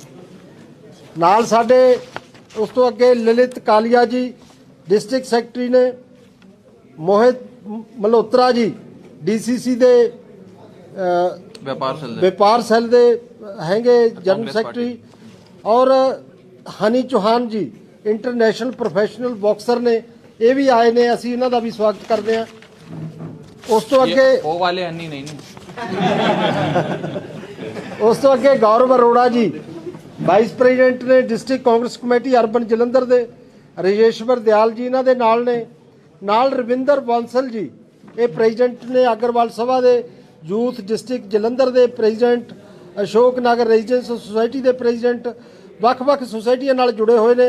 कांग्रेस कमेटी दे अर्बन दे वाइस प्रेजिडेंट ने। ये सारे अज इकट्ठे होकर आम आदमी पार्टी का साथ देने वास्ते आए ने। असीं स्वागत करते हैं। उस तो अगे शाहबाज ढिल्लों जी ਜਿਹੜੇ स्टेट स्पोक्समैन ने पंजाब दे इंटक दे, इन्हां दा भी असीं स्वागत करते हैं। बड़े सीनियर आगू ने। ਇਹਨਾਂ ਦੇ ਨਾਲ ਪਰਮਜੀਤ ਸਿੰਘ ਕਾਲਾ ਜੀ ਉਹ ਵੀ ਆਏ ਨੇ, ਉਹਨਾਂ ਦਾ ਵੀ ਸਵਾਗਤ ਕਰਦੇ ਹਾਂ। ਨਾਲ ਕ੍ਰਿਸ਼ਨ ਯਾਦਵ ਜੀ ਇਸ ਤੋਂ ਅੱਗੇ ਨਿਆ ਗਾਉਂ ਤੋਂ ਬਹੁਤ ਹੀ ਵਿਕਾਸ ਮੰਚ ਨਿਆ ਗਾਉਂ ਦੇ ਪ੍ਰਧਾਨ ਨੇ ਔਰ ਮਿਊਨਿਸਪਲ ਕਮੇਟੀ ਦੇ ਵਿੱਚ 17% ਵੋਟ ਇਹਨਾਂ ਨੇ ਸਾਰੇ ਵਾਰਡਾਂ ਦੇ ਵਿੱਚ ਇਹਨਾਂ ਦੇ ਵਿਕਾਸ ਮੰਚ ਨੇ ਲਈ ਹੈ। ਅਸੀਂ ਇਹਨਾਂ ਦਾ ਸਵਾਗਤ ਕਰਦੇ ਹਾਂ। ਜਿੰਮੀ ਸ਼ੇਖਰ ਕਾਲੀਆ ਜੀ, ਅਸੀਂ ਬਹੁਤ ਵੱਡੀ ਸ਼ਖਸੀਅਤ ਇਹਨਾਂ ਦਾ ਸ਼ੇਖਰ ਸਾਹਿਬ ਦਾ ਸਵਾਗਤ ਕਰਦੇ ਹਾਂ। ਜਲੰਧਰ ਤੋਂ ਆਏ ਨੇ। ਇਹ ਲੇਟ ਸ਼੍ਰੀ ਰਾਮਪਾਲ ਕਾਲੀਆ ਜੀ ਦੇ ਜਿਹੜੇ ਵੱਡੇ ਬਿਜ਼ਨਸਮੈਨ ਨੇ ਉਹਨਾਂ ਦੇ ਸੁਪੁੱਤਰ ਨੇ ਔਰ ਇਹ ਵੱਖ-ਵੱਖ ਸੋਸ਼ਲ ਆਰਗੇਨਾਈਜੇਸ਼ਨ ਨਾਲ ਜੁੜੇ ਹੋਏ ਨੇ। ਇਹਨਾਂ ਨੇ BA ਕੀਤੀ ਹੈ ਗੁਰੂ ਨਾਨਕ ਦੇਵ ਯੂਨੀਵਰਸਿਟੀ ਤੋਂ। ਇਹਨਾਂ ਦੀਆਂ ਸੋਸ਼ਲ ਐਕਟੀਵਿਟੀਜ਼ ਬਹੁਤ ਨੇ, ਕਾਫੀ NCC ਤੋਂ ਲੈ ਕੇ ਹੋਰ ਵੱਖ-ਵੱਖ ਵਰਗਾਂ 'ਚ ਇਹ ਕੰਮ ਕਰਦੇ ਨੇ। ਪੋਲੀਟੀਕਲ ਤੌਰ ਤੇ ਇਹ 2002 ਤੋਂ ਭਾਰਤੀ ਜਨਤਾ ਪਾਰਟੀ ਦੇ ਨਾਲ ਜੁੜੇ ਰਹੇ ਨੇ, 2000 ਤੋਂ। ਅੱਜ 22 ਸਾਲ ਬਾਅਦ ਇਹ ਭਾਰਤੀ ਜਨਤਾ ਪਾਰਟੀ ਛੱਡ ਰਹੇ ਨੇ ਔਰ ਇਹਨਾਂ ਦਾ ਸਮਾਜ ਦੇ ਵਿੱਚ ਬਹੁਤ ਵੱਡਾ ਨਾਂ ਹੈ। ਮੈਂ ਕਾਲੀਆ ਸਾਹਿਬ ਦਾ, ਜਿੰਮੀ ਸ਼ੇਖਰ ਕਾਲੀਆ ਜੀ ਦਾ ਸਵਾਗਤ ਕਰਦਾ ਪਾਰਟੀ ਵੱਲੋਂ। ਕੋਈ ਹੋਰ ਤਾਂ ਨਹੀਂ ਜੀ? ਬਸ ਅਭੀ ਰਹੇ ਨਹੀਂ ਇਹ ਹੋ ਗਈ ਸ਼ੋਰ। ਹਾਂ ਜੀ, ਠੀਕ ਹੈ ਜੀ। ਮੈਂ ਹੁਣ ਸਾਡੇ ਪਾਰਟੀ ਦੇ ਕੋ ਇੰਚਾਰਜ MLA ਰਜਿੰਦਰ ਨਗਰ ਰਾਘਵ ਚੱਡਾ ਜੀ ਨੂੰ ਬੇਨਤੀ ਕਰਾਂਗਾ ਕਿ ਪਹਿਲਾਂ ਮੈਡਮ ਮੋਹਣੀ ਅਗਰਵਾਲ ਜੀ ਨੂੰ ਸਰੋਪਾ ਪਾ ਕੇ ਪਾਰਟੀ ਸ਼ਾਮਲ ਕਰਨ ਦੀ ਰਸਮ ਪੂਰੀ ਕਰ। ਆਓ ਜੀ, ਆਓ ਅੱਗੇ ਆ ਜਾਓ। ਇੱਧਰ ਸੀ ਬਸ ਇਹ ਬਹੁਤ ਬਹੁਤ ਸਵਾਗਤ ਹੈ ਜੀ ਆਪ। ਇਹ ਸਨ ਅੱਜ ਦੀਆਂ ਮੁੱਖ ਖਬਰਾਂ। ਮੈਨੂੰ ਮਨਪ੍ਰੀਤ ਕੌਰ ਨੂੰ ਦਿਓ ਇਜਾਜ਼ਤ ਤੇ ਹੋਰ ਵਧੇਰੇ ਖਬਰਾਂ ਲਈ ਜੁੜੇ ਰਹੋ ਇੰਡੀਆ+ USA ਦੇ ਨਾਲ। ਸਤਿ ਸ਼੍ਰੀ ਅਕਾਲ।